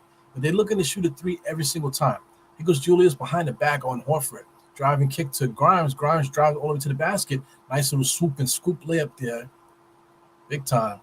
So that's 74-57. Here goes Derek White there. High screen, gives it over to Tatum. Tatum, kick it over to Horford for a kick 3-point shot. He knocks it down. It's driving me crazy. All they doing is shooting threes, man. Like the first half of the game, they literally shot 10%. I told you that that's gonna go up, and then they're literally doing it every single time down. I don't understand why the Knicks cannot capitalize on this. Why we cannot defend the 3-point line. Like how much more examples do you need? Every single time they come down, they're doing the same exact thing. I just don't get it. Good sidestep there, man, by Quentin Grimes. Good strong legs to get that move off. Damn it, man. So here we go again. Marcus Smart bringing the ball up the court. He's taking a screen high there, looking to get a nice little easy layup. If they get the easy layup, they'll get it. Knicks weren't paying attention. Horford got a nice dunk there. Knicks up by 12. Julius bring the ball up the court. Gives it up to Grimes. Grimes, drives here. Full head of steam. Drives, double clutches it. Bad play by Grimes there. Mitch Robinson wasn't paying attention. Knicks had the foul to stop the play there. So Tatum's probably going to get some jump shots there. Or are they in the penalty? Or are they complaining how they hit the ball? Lord have mercy. So Grimes should have finished with his left hand there. I think he was more looking to pass it to Mitchell Robinson. I don't think he was trying to make that layup. So, Julius comes across his body, and they're going to say, I just touched the ball, man. Come on, man. You impeded his movement. Man. Stop complaining. So here we go. Are they calling a timeout? What's going on here? They're trying to organize on defense. It was Brogdon. Brogdon's back in the game. Comes across the screen, just pulls it for 3. Knocks it down. Here we go. Like, how many times I have to say it? Every single time they come down, it's the same exact thing. 8-0 run on the last minute or so by the Celtics. But I want to say it's a little bit more than that. Here goes Brunson. Brunson's working hard, being guarded by a big guy. Two big guys. Kicks it out to Grimes. Grimes gets the wide open jump shot, and he shoots an air ball. Man, shout out to Steph, man. Steph was right. If Quentin Grimes can make those timely threes like that, would be great. But he doesn't even hit the rim on that play. He doesn't even hit the rim. So RJ comes in for, IQ comes in for RJ. RJ's got to sit down. So we're gonna stay with Grimes, or are we putting Josh? Is Josh in too? No, Josh is not in. So Grimes is on the bottom of the screen there. Josh is not in yet. Here goes Julius, top of the key. 2 seconds on the shot clock. Shot is up. Foul line extended. Knocks it down. He's complaining about the fouls, man. He's got to play. He's got to keep playing. Get back on defense. Because Grimes trying to guard Tatum. It's the wrong move there. Mitchell Robinson, big time defensive play, stopped Tatum at the rim. Here goes Julius looking. And he loses the ball. Look at this fucking guy.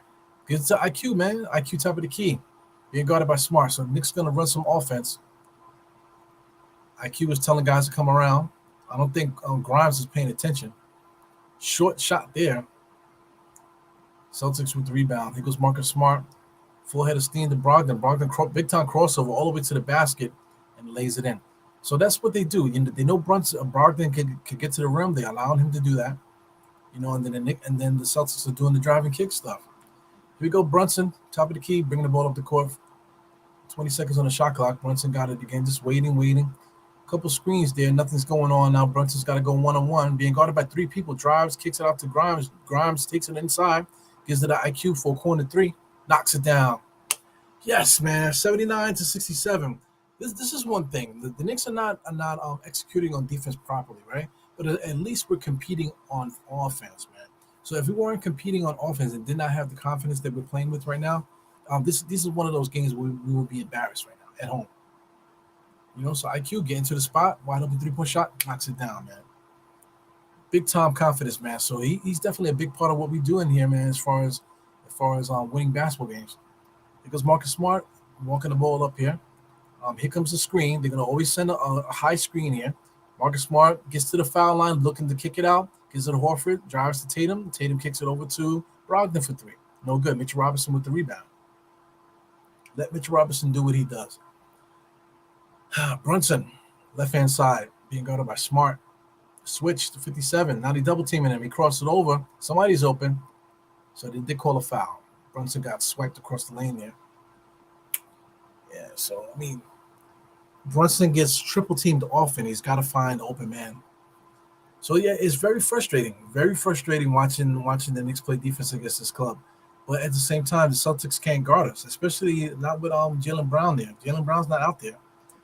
Excuse me. So they don't have that extra scorer. They don't have that extra drive and kick guy. They don't have that extra defender. You know what I'm saying? So that's good for the Knicks. Still got a lot of basketball to play. 3 minutes and 16 seconds in this third quarter. He goes Hart. Hart is in here.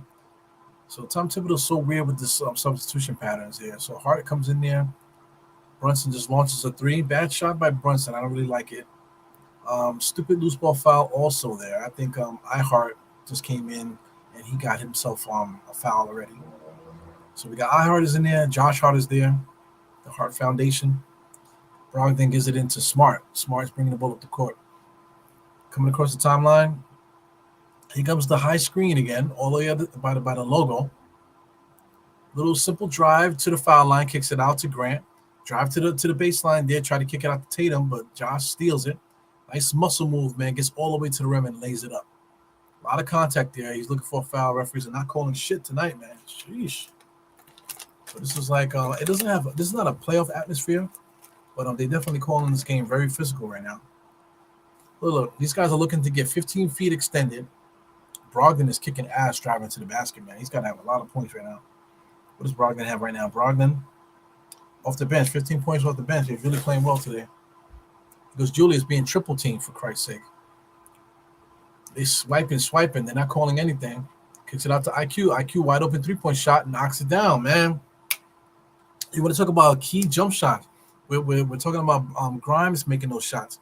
But IQ comes in there, and IQ is happy, man. Got to get back on defense, though. I know a lot of cheering is going on, but you got to play the game. Here goes Tatum, driving kick again. Jesus, IQ. IQ gets the rebound. So IQ's bringing the ball up the court, playing with a lot of confidence right now. Trying to direct traffic, but Julius ran to wave them off. Julius Randle wants to go one-on-one against 56. Gets it back to IQ. IQ almost launched that. Big time pass there to iHeart. And iHeart gets smacked down right down his throat with a block. Celtics are showboating a little bit. So here we go. Knicks going to try to take advantage of this fast break opportunity. So iHeart, it's going to be Josh Hart's going to slow it down. Wow, quickly looked like he was going to launch that one. So quickly he's taking a screen for Brunson. I don't know what's going on here. Double team is there. IQ, give it to Julius. He should have swung it because Brunson is open. So Julius drives the ball, being guarded by 3 people there. Gets fouled from behind, but the referees called it. Sheesh.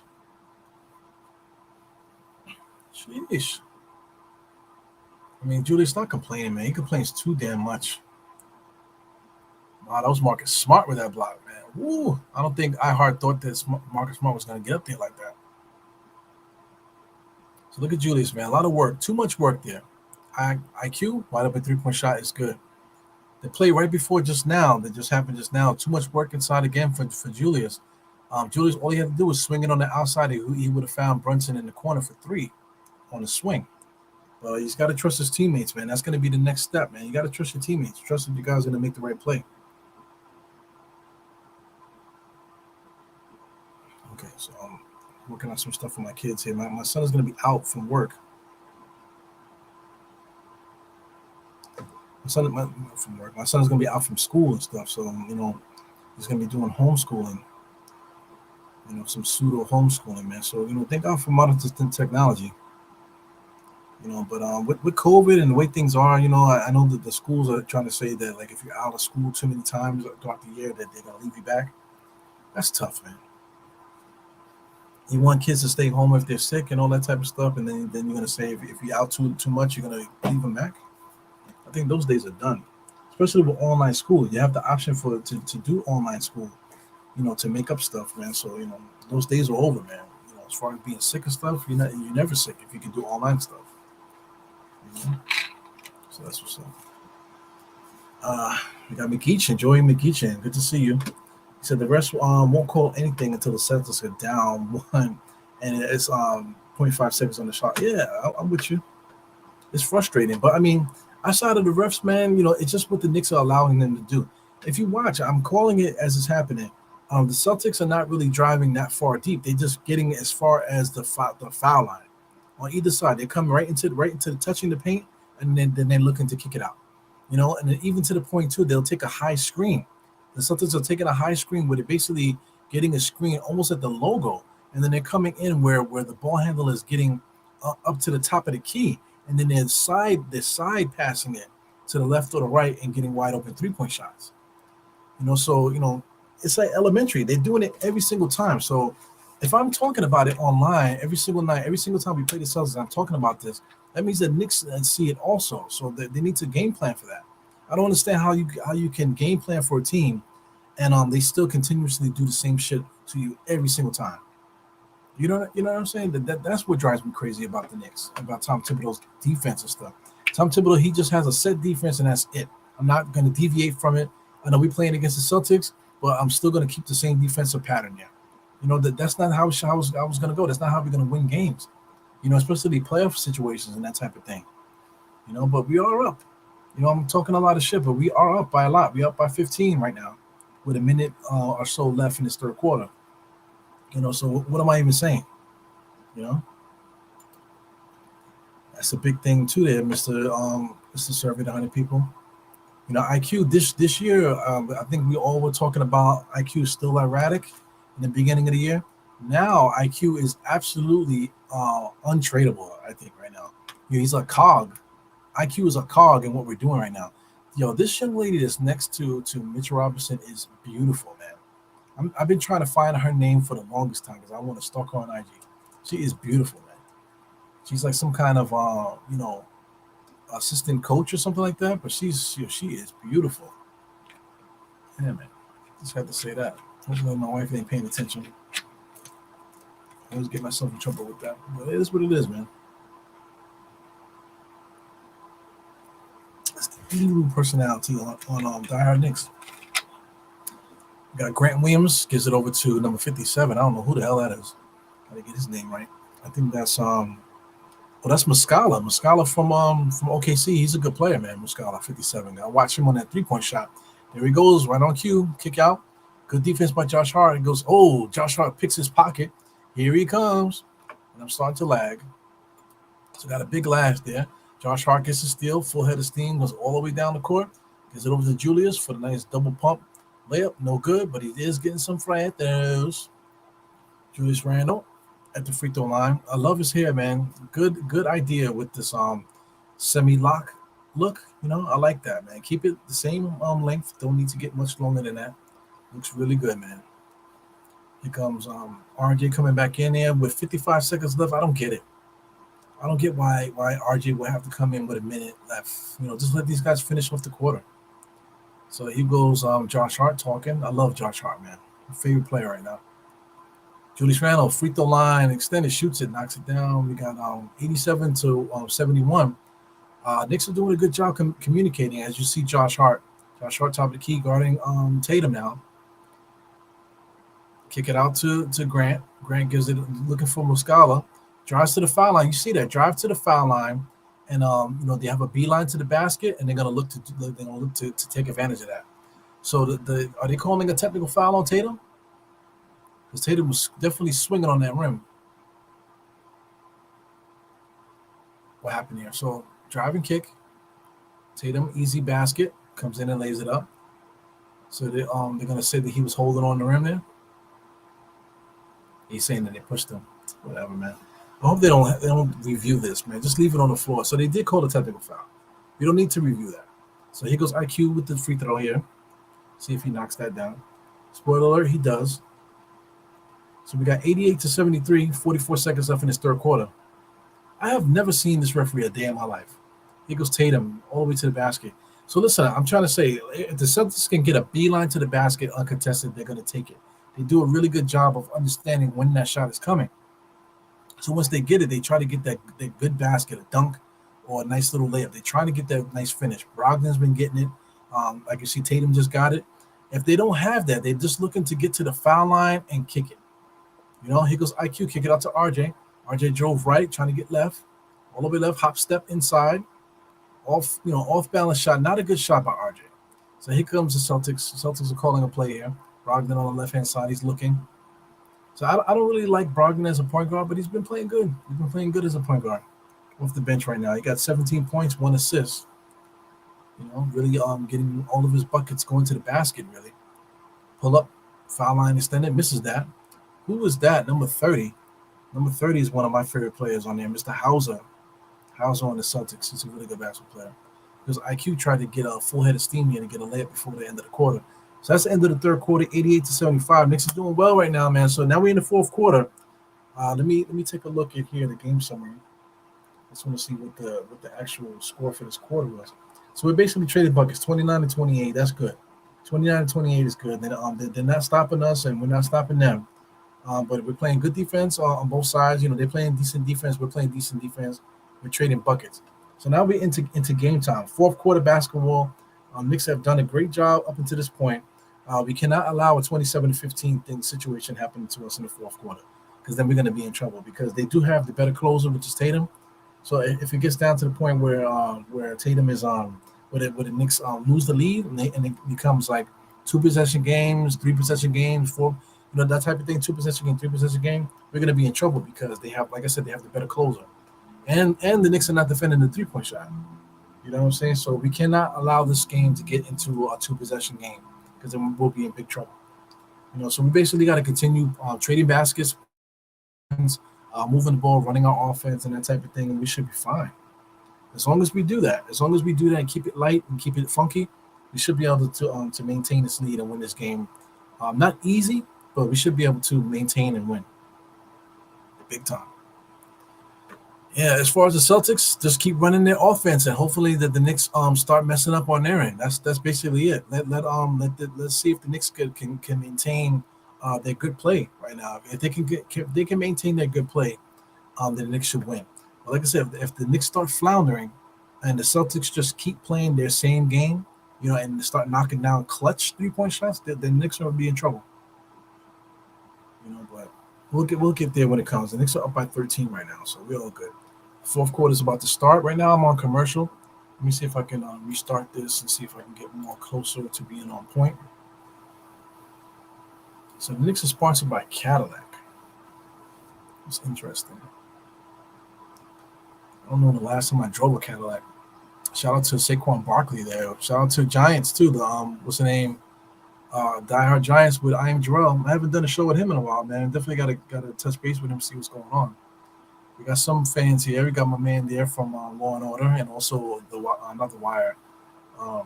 What's the name of that GL show? He was on there. They got the dude from The Sopranos. You know, typical New York guys there. All those guys are actual Knicks fans. They're almost at the game every single day. Because IQ, top of the key, takes a screen from iHeart. He doesn't take it. So the Knicks are just setting fake screens and nothing is happening. I just don't get it. IQ, driving, pushed off on Hauser. Knocks it down at the foul line, man. So, I mean, IQ is definitely, with his confidence, has definitely helped this team out. Also, Josh Hart, you know, because now Josh Hart is there. So I think Josh Hart has given IQ a lot of confidence, bro. So IQ's playing good defense. Look at Hauser coming off that curl play. So I don't know why they're choosing to do that now in the fourth quarter, running curl plays for Hauser. Is that his name? Make sure I get it right. Mr. Hauser. IQ, cross court pass to Obi, man. Obi kicks it back out to Hart. Hart shoots a semi-contested three and knocks it down. So they called something. I think Obi was out of bounds. Fucking Obi. Obi was out of bounds, and then all the Obi supporters are wondering why Obi doesn't get minutes, right? Shit. You know, it's like right now it's clear that the Celtics are trying to gain some momentum on the Knicks, and you can't make plays like that. Now here goes Muscala. Muscala comes around and hits a three-point shot. That's what he's there for. Knocks down that three. So here we go. Let me get this correct here before we get started. Knicks have the ball. IQ looking to give the ball out to RJ. RJ got it, going around the screen. Nothing's happening. Coming downhill on Hauser. Spin move on him. Left-handed layup, and he misses it. Obi Top is in position for the rebound. He almost loses it. Gives it to IQ in the corner. So IQ is stuck being guarded by White. Drives all the way to the basket. A lot of contact, but he doesn't finish strong through it, man. He's looking to get the contact, but he's not trying to finish the layup through. That's the evolution of him, man. He needs to get that together. I mean, Derek White is a weird-looking motherfucker, man. That is a weird-looking dude, bro. I don't know what's going on. What a fucking weird-looking dude, man. IQ shooting some free throws. Let's see some paragraphs here. Let's see what's going on here. Geraldine, IQ has much better all-around game than RJ's a bullet player. Yeah, I mean, listen, if RJ could really be more consistent with that bully thing, stop sidestepping. I wish he would stop doing that. He needs to go through guys. Stop pushing off. He doesn't need to push off with the arms. That's the problem with him. He just needs to hit the guy with the ball and go straight over them. You know, stop pushing with your arms. That's the problem with him. And then he gets stuck driving baseline and tries to hook shots. That's not going to work either. Look at Toppin fucking around there. RG top of the key being guarded by Hauser. So Knicks are going at Hauser right now. Wow, nice in and out move there. But RG doesn't finish strong there. He throws it up and he fades off. He did not finish strong. So that's the problem. I just finished saying that. That's the problem. You know, RG needs to finish strong. He's a power player. Finish strong. Good defense there, but iHeart just made White hit the floor. So what are they calling here? The referees are calling what? They're calling something on White? Wow. Did they just call an offensive foul on White? So I'm looking at White drive. So White just, what do they call there? I don't know what they call that. I guess they call the foul on iHeart. Because White comes around the screen there. Takes the contact and lays it up. And then, right away, RJ knows where the referee is. It goes right to him. Shit, man. The thing about it, like, Derek White just took the contact and finished. Look. He comes around the screen and RJ's chasing him. He takes the contact there, and then he finishes right through him. As you can see, he finished right through him. The problem with RJ doesn't do that. That's why he doesn't get the benefit of the doubt with the calls and stuff like that. Because he's not finishing through guys. You know, he's looking for the contact and hoping the referees bail him out. You know, this weird-looking motherfucker, Derek White, you know, you can see that he's bald in the front, man. That guy need to cut his hair off. Come on, man. Cut the bullshit, man. He goes IQ bringing the ball up the court, top of the key. Got a trailer. Looks like it's Obi Toppin. Obi Toppin is not looking to do anything. Dribble handoff to RJ. I'm lagging.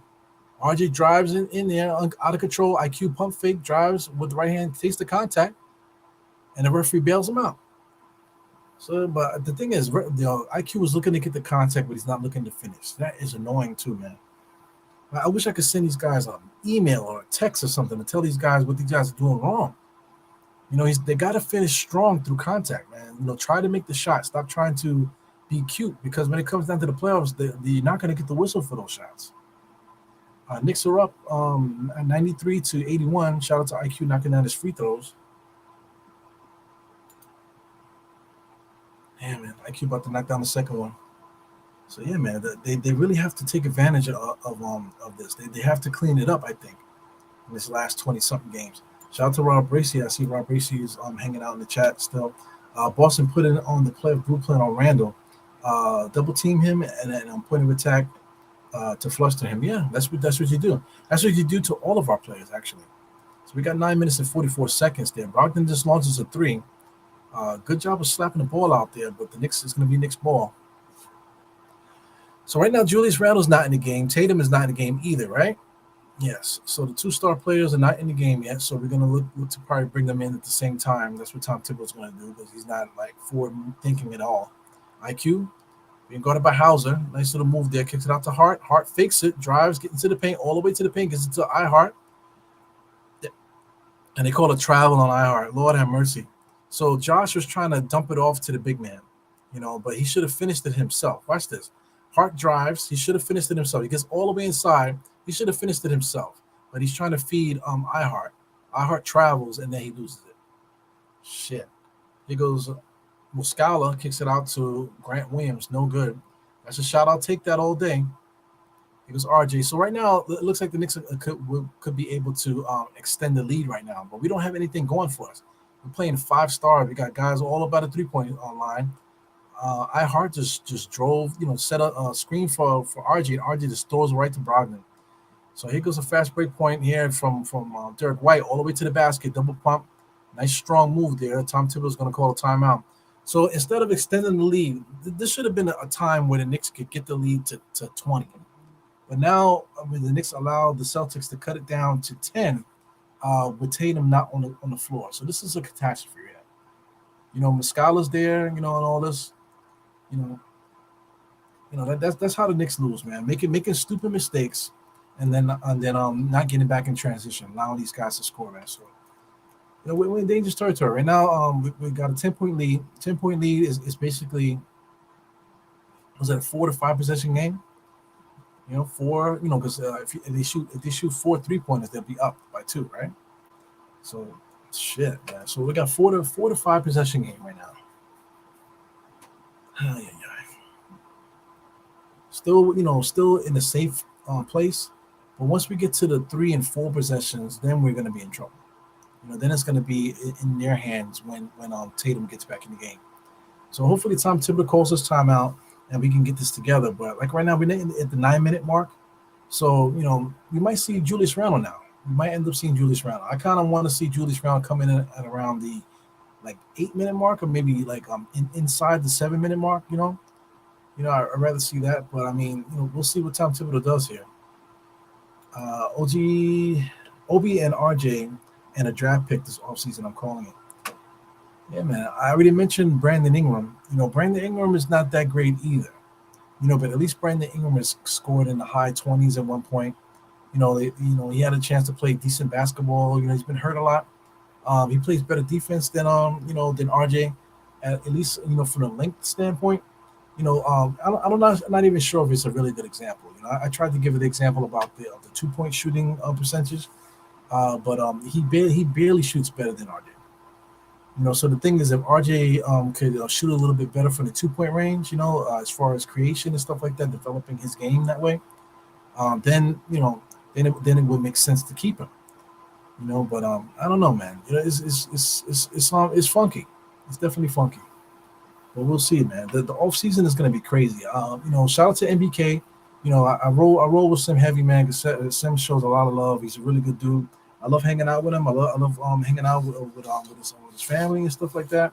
And the other MBK guys, good group of dudes, man. Especially Steph too, young lady. So we'll be hanging out together for the draft party in Atlantic City. So I'm looking forward to that, man. We get out there, meet some guys, and just get out there, just chill out, hang out with each other while we're watching this draft party and stuff, man. So I anticipate the Knicks making some serious moves this draft here, but it really all depends on what we do between now and the playoffs, man. Right now it's all about the playoffs, all about making the playoffs. Depending on what we do, we'll try to figure out what we can do to make this team better. And definitely RJ and Obi is going to be a part of that mix, man. With Fournier and Rose, we should be able to get something with for that. Two good players should be able to get out of there. Lateral trades, of course, it's not going to be something groundbreaking, but even a lateral trade can come up roses for us. So anyway, 8 minutes and 24 seconds. Julius is not back in the game. I see Mitchell Robinson though, so the move was they took Ihart out and they put Mitch in. Same thing with the Celtics put Tatum back in though. So we got Muscala wide open 3-point shot in the corner. He misses that. So here comes Josh Hart. Josh Hart looking to meet the guys right at the 3-point line. Back to Brunson. Brunson is looking, takes a semi screen from Mitchell Robinson. A lot of stutter steps, good pass back out to IQ, setting up the offense. 10 seconds on the shot clock. IQ on the left-hand side being guarded by Hauser. Hauser's getting abused right now. IQ needs to get the ball, swing it to, there you go. Obi Toppin wide open in the corner, knocks it down.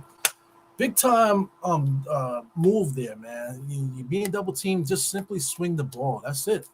The shooter should be open. We got to trust our team, man. It was Tatum. Tatum looking to go one-on-one. Knicks doing a good job of closing the door on him on the half court line, but that's all they're trying to get. They're trying to get to the free throw line and kick out, and they did it just now. Giving Brunson a wide open 3-point shot. Brogdon a 3-point shot. Fucking sucks, man. Shout out to Brogdon, man. Knicks are up by 10. 7 minutes left. Like I said, it's like a 5-possession game, right? 4 to 5 possession game. Brunson right inside being guarded by Brogdon, comes across the screen. Gets it to Obi. Obi just launches a 3 because the shot is there. He is terrible, man. Mitchell Robinson saves the ball. Brogdon gets it. Mitchell Robinson's out of bounds right now. Brogdon, so we got a 5-1-4 right now. Tatum double pumps, gets to the foul line, kicks it out to 3. Hauser misses it. It goes on Williams there. Josh Hart was able to intercept the pass. Josh Hart over to Obi. Obi Toppin gets up there and dunks it. Shout out to athleticism. God bless him. Pogo stick looking motherfucker. Able to get a fast break dunk there. Good look by Josh Hart. So here goes Brogdon trying to get an easy layup there right at the rim. Mitch Robinson stops that right at the rim. Here goes Josh Hart looking to reward the big man. Wasn't able to get it to him. Gives the IQ. IQ off the rim. Mitch Robinson feed in. There you go. Just get the ball on the rim. Let Mitch Robinson do his thing. Yeah, man. So that was a good heads-up play. Josh Hart could have tried to force an alley-oop to Mitch Robinson. He decided to give it to IQ. Give IQ the decision to drive and figure something out. IQ, instead of trying to force an alley-oop again, he makes a shot and lets Mitchell Robinson get the rebound. Excellent. So here we go. See the shots on the ball. He did not throw him an alley-oop. He let Mitchell Robinson do his thing as far as tapping in the ball there. So Mitchell Robinson got to work for his thing. He's one of the best offensive rebounders in the league. So let's make him do it. Let's make him earn his money. Good plays there, man. So I'm kind of behind on the chat. 88 chats I missed here. Sheesh, man. So I see some people that I haven't seen before. So we got this is Morales Sayers, Jalen Brunson, top 5 point guard. Yeah, man. Listen, we gotta stick by our guy. He's our guy. We gotta stick behind him. They disrespect him. Every year there's always somebody. Rod Strickland is the all-time favorite point guard of mine. And he's never made an All-Star team. You know what I'm saying? I think a lot of people agree that Rod Strickland was one of the better point guards of his time. He never made the All-Star team. He damn sure should have made the All-Star team at least once. So but it is what it is, man. Let's see. Shout out to Morales Sayers, man. He's the one that's been busting out all these chats here. Got Jacko. So anyway, I think I got pulled all the way to the back, or either my chat is acting funny. My chat might be acting funny. Yeah, my chat is acting up. So we got Jacko's chat. He said that earlier.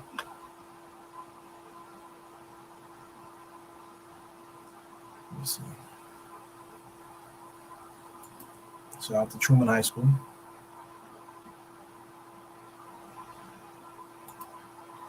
What you talking about? Big Eachin. You guys are talking about Memphis, right? Memphis. How about bias from Memphis for RJ?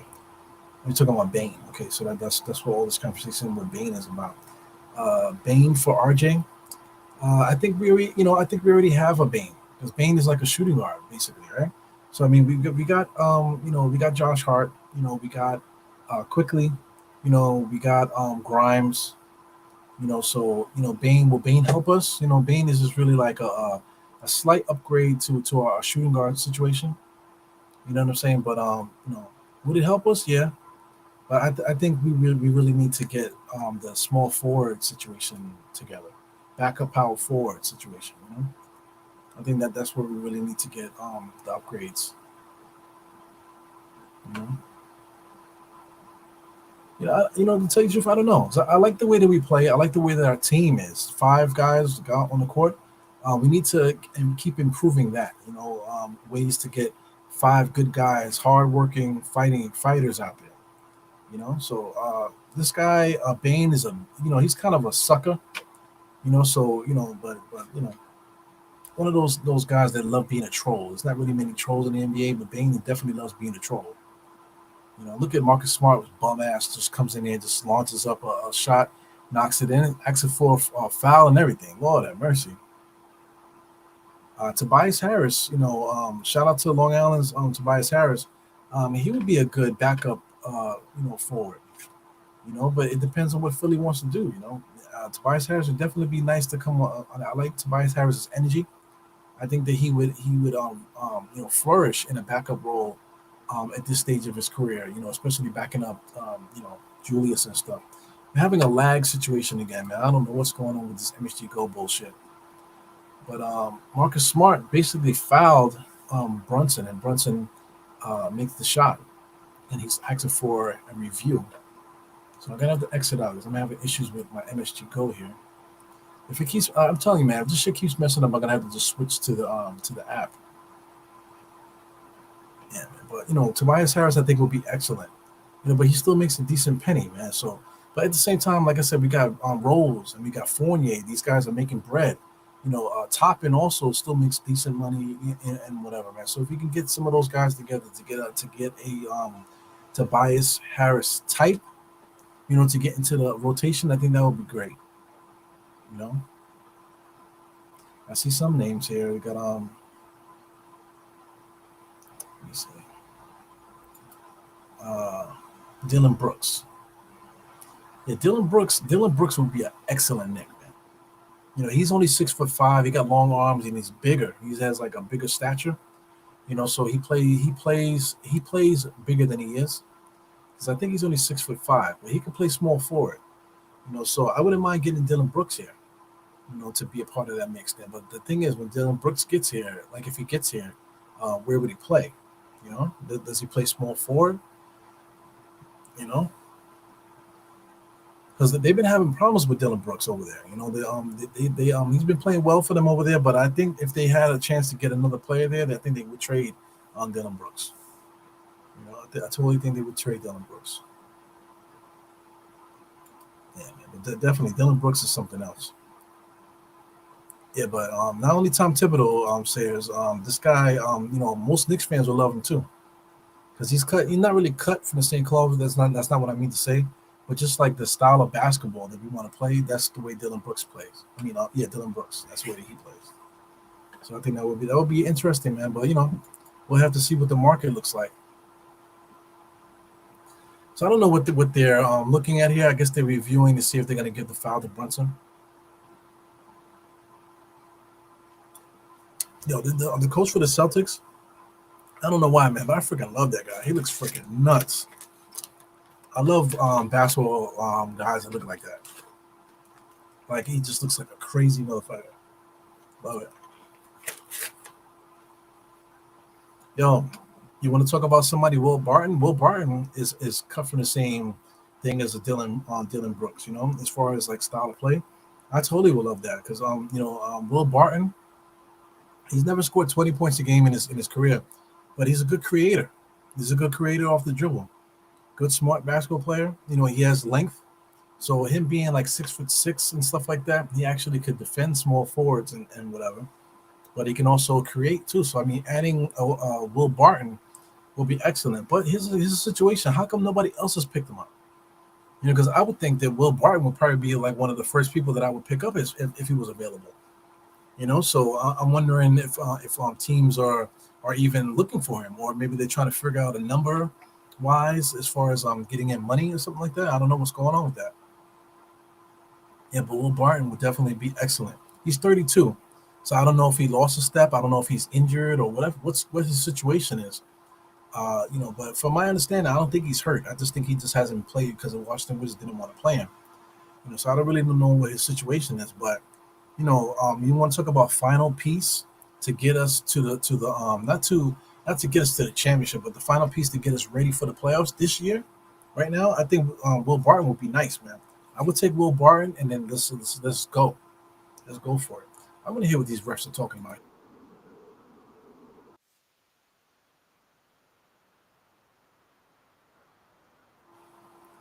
Yeah, so I can't hear what's going on. So I guess he's on the phone with New Jersey. I don't know what takes these guys so long, man. I mean, it's just basketball. Just make a call, man. If you're gonna review it properly and just get it over with, man. Fuck. Yeah, man. But this Will Barton dude, Will Barton, he's a free agent. Like I said, get Will Barton here instead of Obi. You know, does it mess up Obi Toppin's trade value? Does it mess up his value at all? I don't think so. But it just shows that the Knicks are trying to get veterans to prepare for the playoffs. And I think if we get Will Barton here, I think that makes us really strong because it's like Obi Toppin is not really a power forward. He doesn't provide power forward shit. But as far as the intangibles, getting rebounds and dribbling, passing, finishing, shooting the three, Will Barton does it all, man. And he has length. He plays defense. So I'm with listen, man. I ignored this referee, and he said a whole bunch of shit. I'm just watching him talk to me, staring at me in my eyes, talking to me when I'm giving this commentary. It's garbage. I mean, this is just too much, man. This is too much. So after all that, now they're gonna shoot a free technical free throw, technical. So I guess Tom Thibodeau got hit with a technical. Come on, this is garbage. Now the referees are trying to become the star of the game now. So let's go. Let me see here. He said, "I don't like Dylan Brooks. Tiz will probably adopt him though. Perfect for him." Yeah, man. These guys. They're cut from that cloth of a Marcus. Marcus Smart. Marcus Smart is annoying too, man. But if he was on the Knicks, I love him. Patrick Beverly, same type of guy. Guys are just like natural pieces of shit. When it comes to basketball and competing and stuff like that. But if you want to win, if he's on your team, glad to have him. So let me just refresh that to make sure that's good. Because I think that's right. 89 to 100. I believe that's correct.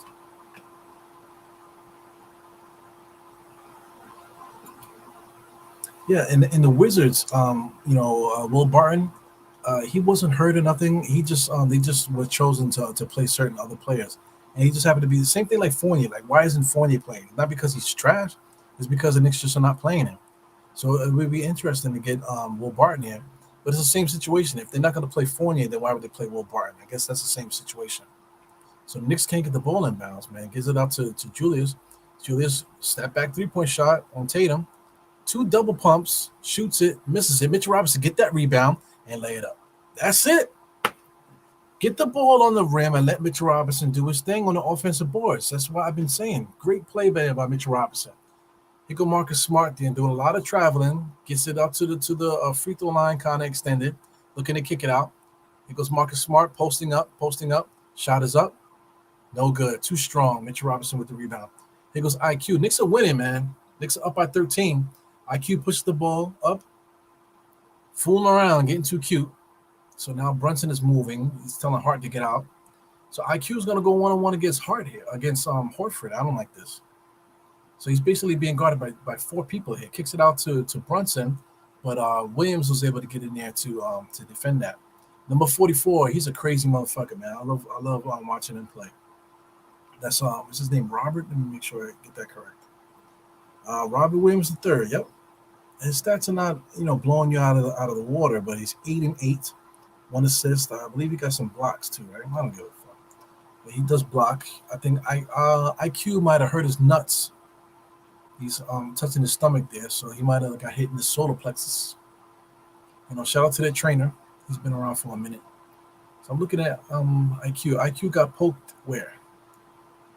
I think he got poked in the stomach by Mr. Marcus Smart. Might have poked him in the navel or something, or in the vagina. I don't know what the hell happened. Just get it over with already. Barton doesn't play defense, so yes, survey that might be the same situation as Fournier then.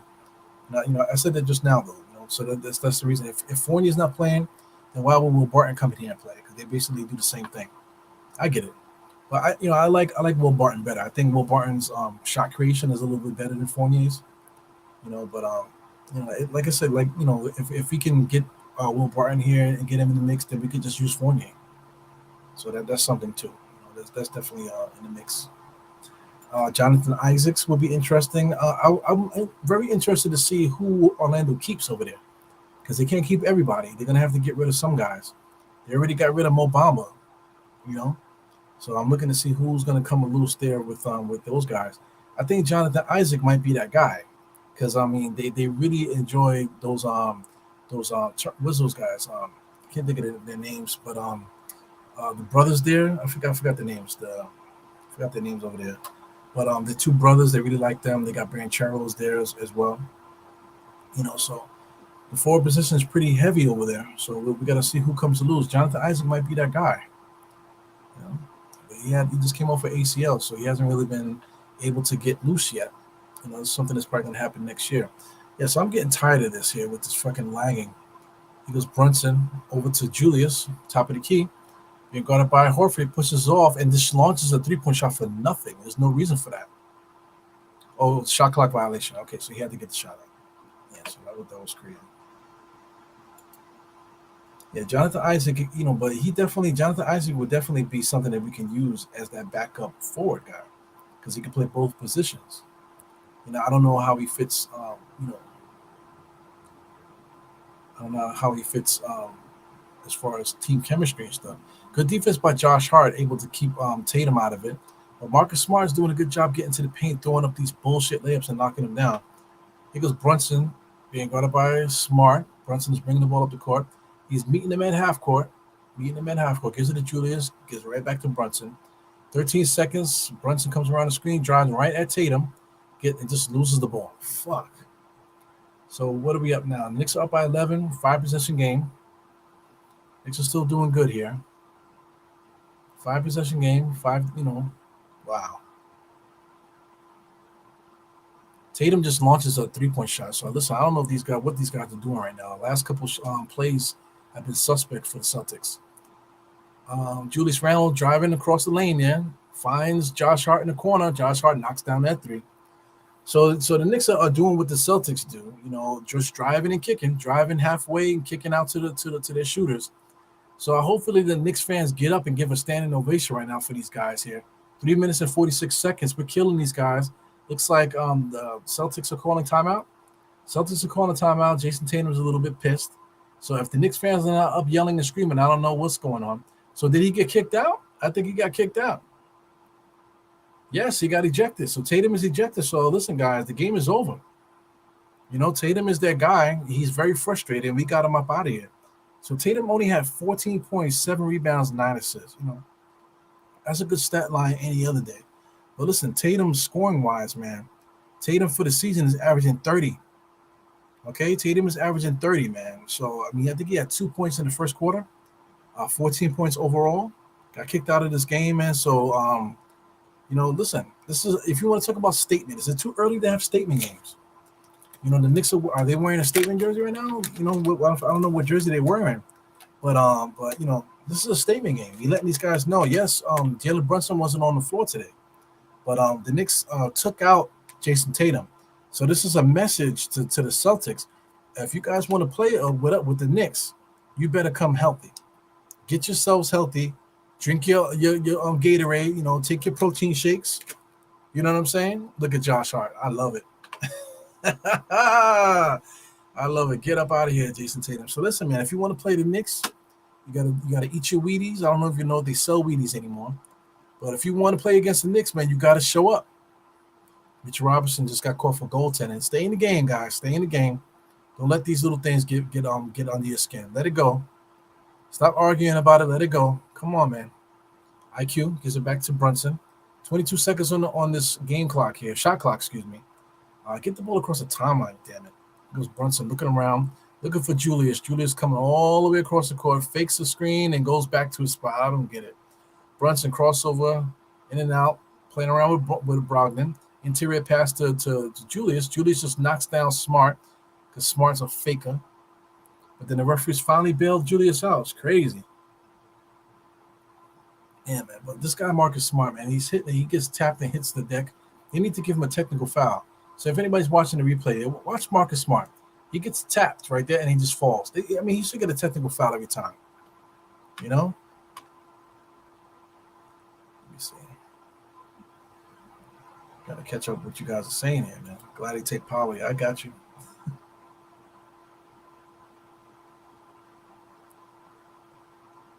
Let me catch up with what you guys are saying. Yeah, man, get the fuck up out of here, Tatum. 106-93. I'm taking a look at the Knicks right now. The Knicks minutes distribution today. Quickly got 27. Iheart got 24. So that's about right for them. Grimes got 21. That's about right for him. RJ's minutes was down today. 4 for 14. So he gives one and takes one. Had a really good game yesterday. And then today he just back to normal. So that's what RJ brings, man. 25 points one night, 10 points the next. Completely ass game one thing, and just really playing really well the next one. So no type of consistency. We cannot rely on RJ. Is RJ in the game now? No, as he shouldn't be. 2 minutes and 46 seconds. Brunson tap dancing on Robert Williams. Kicks out the Hart. We got 1.5 seconds. Going to be a shot clock violation. Knicks getting too cute out there. 2 minutes and 37 seconds right now. But Knicks are up by 14. So 14, we're talking about threes. What's three times, 3 divided into 14. No. We're talking about four possession game. 4 to 5 possession game. Marcus Smart driving in there, got blocked by Julius, but he called a foul. So play around if you want to, man. There's still a lot of game left in here. 2 minutes and 32 seconds left. So we got a couple guys there. We got White, we got Smart, we got Brogdon out there. So they got quite a few guys that still could hold on and win this game for them. Knicks can't stop playing. Yeah, I'm Jarrell. Beat the brakes off from here. We still got time. We just gotta start fooling around with this club. Hey man, thank you guys for tuning in, hanging out with me. There's quite a few people doing watch-alongs today, man. Shout out to the Knicks. The Knicks Morning Brew. They're actually doing a watch-along right now, as well. I would say this guy Freezy's doing a watch-along now. What's his name is doing a watch-along. Guillermo's been doing a watch-along. He's been doing that for a while. Who else? There's quite a few people. I think Papa Left and them guys are doing watch-alongs now. So there's quite a few people that you can watch-along, man. So I mean, I think I'm one of the only ones that's doing all this talking. I tell you that much, man. I'm getting exercise in vocabulary every single time I do this pod, man. So, if you want to see what's going on, man, as far as yapping, tune into Die Hard Knicks, man. You like what other people do, check them out as well. Make sure you hit the thumbs up though on the way in or out. You know what I'm trying to say? Show your love, show your support. I'm not asking for no super chats, no need for it. You know what I'm saying? But if you like to do super chats, I appreciate that too. But I appreciate the thumbs up more than anything. Even if you just passing through, you fuck with me. So just hit the thumbs up on, just because you see me. Definitely will help out the channel. I know this. Like, I know you guys are tired of hearing that because every time you watch a YouTube video, everybody's always saying the same shit. But it's the truth. The thumbs up is like the most important thing. Subscribing is nice too, but hitting the thumbs up is even better. It's like having cruise control on these new cars. You have to touch the wheel every 10 seconds, right? Just to let the car know that you're still there. So the algorithms, by hitting the thumbs up, is just letting the algorithm know that you're there. There's not a bot. By hitting the thumbs up, it lets them know that you're actually a human being watching the show. So definitely helps out. Yeah, man, big time. Look, can we say it yet? I'm afraid. I'm afraid to really start celebrating. We got 2 minutes left. I'm afraid to start celebrating yet because you got to give respect to this club here. Celtics are the Celtics. They are who they are. Best record in the East, right? Let me look at this. I know they're the best record in the East, but what is the record as far as the league? Yeah, the Celtics are the best team in the NBA. Let me say that again. The Celtics are the best team in the NBA. I know they don't have Jaylen Brown. I know that, but even though they don't have Jaylen Brown, they're still the best team in the NBA. You know what I'm saying? So even if they don't have Jaylen Brown, they should be able to beat us because they're the best team in the NBA, right? Record-wise. Wow. Jalen Brunson knocks down a free throw. 109-94, just under the 2-minute mark. You got goofy, crazy-looking Derek White bringing the ball up the court. They're being guarded by Josh Hart. Comes across a Muscala screen. He's looking to get an alley-oop. Big-time defense by IQ. Just smacks it out. Now we're going to dribble it out. IQ's getting cute again. 17 seconds on the shot clock. He's getting cute. Dribbling. So we're going to dribble this clock out. So the Celtics are not really fighting. They're not letting anything happen. So I guess they're conceding. IQ, I thought he could call a foul there, but Julius gets the three-point shot. Listen, the Knicks got to continue to play. They're getting too cute here. So we got this young dude here, number 11. He's looking to get paid this offseason. Muscala with the rebound, gets whacked away there. So Brunson gets the ball. So they basically emptied their bench a little bit because you got this other dude here, the former Knick here, being guarded by Josh Hart. So we're going to play the dribble way. The Celtics are not even trying to come out and foul or anything. Knicks are just moving the ball. Knicks are passing up shots, moving the ball. Gets the ball, shot on the rim. Mitchell Robinson misses the rebound there. So we're under a minute now. So I guess we could start cheering. Here goes Hauser for three. Hauser misses the three. So the Knicks should be able to win this game, man. Like I said, anything can happen. I know this is not. I don't see Reggie Miller out there, but it looks like the Knicks are gonna win this game. I gotta say it again. Let me do this. Let me just do this on the screen, just to make it official. The standings. The standings in the Eastern Conference. Look at this: 44-17. They're the best team in the East as far as the league. I'm looking at it right now. They are the best team in the league. The Knicks just beat the best team in the NBA tonight.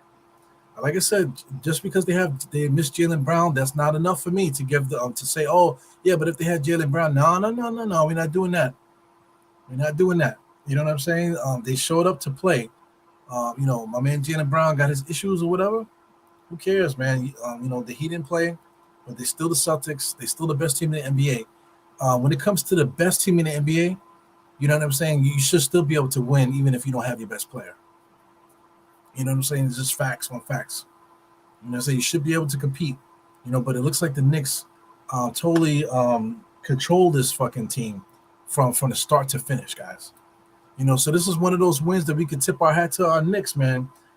Believe it.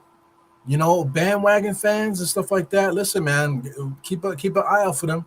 Everybody knows what a real Knicks fan is. You're looking at one right now. I'm looking at you guys in the chat. Listen, man, this is it. This is it right now. The Knicks just beat the Celtics at home. 109-94, held them underneath 100 points. We kicked out Jason Tatum. We did a great job stopping these guys tonight. And we definitely got to celebrate this, man. This is a big-time win. Best team in the NBA. I don't know what this does for the standings now. We play the Nets tomorrow. Not tomorrow. We play the Nets on Wednesday. I will be at the Nets game on Wednesday. You know what I'm saying? I won't be doing any online content per se. I don't know yet. I'm supposed to be doing a lot of content with a bunch of guys at that date. So look out for your boy Eru, man. There's probably gonna be some stuff that I'm gonna be involved with on Wednesday with that Brooklyn Nets game, man. But if we beat the Brooklyn Nets, we might actually slide into that fifth spot. I don't know what's going on tonight as far as the games is concerned. Are the let me see. Okay, there's no game. There's no Brooklyn game tonight. So we play Brooklyn Wednesday. So that'll be the game. So if we beat Brooklyn on Wednesday, then I think we surpass them because then we'll be 36-27 and we'll surpass the Brooklyn Nets. As far as Cleveland, where's Cleveland tonight? Cleveland's not playing tonight, but Cleveland lost the other night, so they're 39-25. So if we can get ourselves to 36, then we'll be 3 games behind the Cavaliers. So listen, I think we might actually just get to the 5th spot, and we have a good chance to lock that down. Lock that 5th spot down for the year, for the last 20 games. And once you get there, when they talk about the playoffs, 4th and 5th play each other, and the Cleveland Cavaliers and the Knicks in the first round, that's gonna be must-see TV based off of everything that happened in the summer. That's crazy how life goes, man. But that's it's only right to get that matchup in that first round. That will be a killer. And I think after we play, if we make it out the first round with the Cavaliers, if I'm not mistaken, I think we play the Bucks. To be no. I think we play. I think we would play the Celtics, if I'm not mistaken, right? I don't know how that works. But anyway, Celtics, Bucks, 76ers. I think I'm ready for any of these guys, man. Good win by the Knicks. Get out there, talk your shit, get some good sleep tonight, man. It's a good time to be a Knicks fan. It's your boy Eru. Thanks for tuning in. Shout out to a bunch of people that popped in here at the end. We got Joe Curry is here. I see him. We got Joe Curry.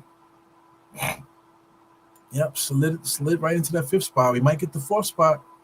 Who else we got here before we get up out of here? We got Los Knicks. What's up? Yeah, man. Thank you guys for tuning in. No doubt about that. I'm gonna try to catch everything. We got Holcomb there. Appreciate you, Holcomb. Yeah, man. It's your boy Eru. We out of here. What the fuck, man? Get out of here, Bill Walton. Get out of here, Bill Walton. Yeah, man. So let's get this back up here to make it official again. Yeah, man. Knicks up 109-94. We up out of here. It's your boy Eru. 4 fingers to the forehead, tucking the thumb salute. I won't see you guys Wednesday, but you might see me out there. Just tune in for that, man. I'm hoping that I can get myself involved in some shenanigans on Wednesday, man. So look out for your boy Eru. If you're at the game, or if you're near the game on Wednesday, please look for the kid. I'll be out there with my flag the same way I was in Washington D.C. I'll be out there with my Knicks flag.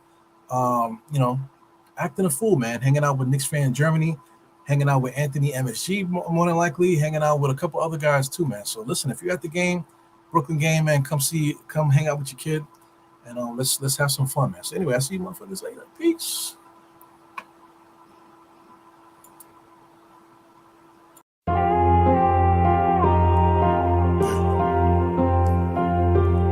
Eru, I see you. Die hard. Trav. We gonna do this one the right way.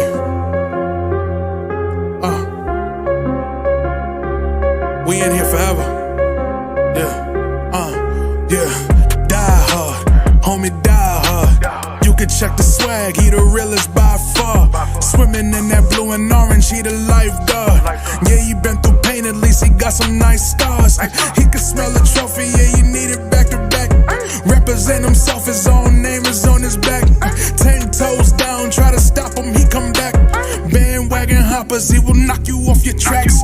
You ain't saying nothing, Nero been here from the start. He been working in the lab to take his team and make it art. See him going over film to help him build and make him smart. He will tell you how he feels because he's real and he got heart. He will never fade away, he will never change his face. Everybody picking faves, and he's feeling out of place. Cause he is for the team, man, he always rep the squad. Like that Christmas movie, he gon' always die hard. City on my back. They ask me what's my name and it's on my back. I'm just speaking facts. We got big dreams, we ain't looking back. We be really die hard, yeah, that's a fact. We be really die hard.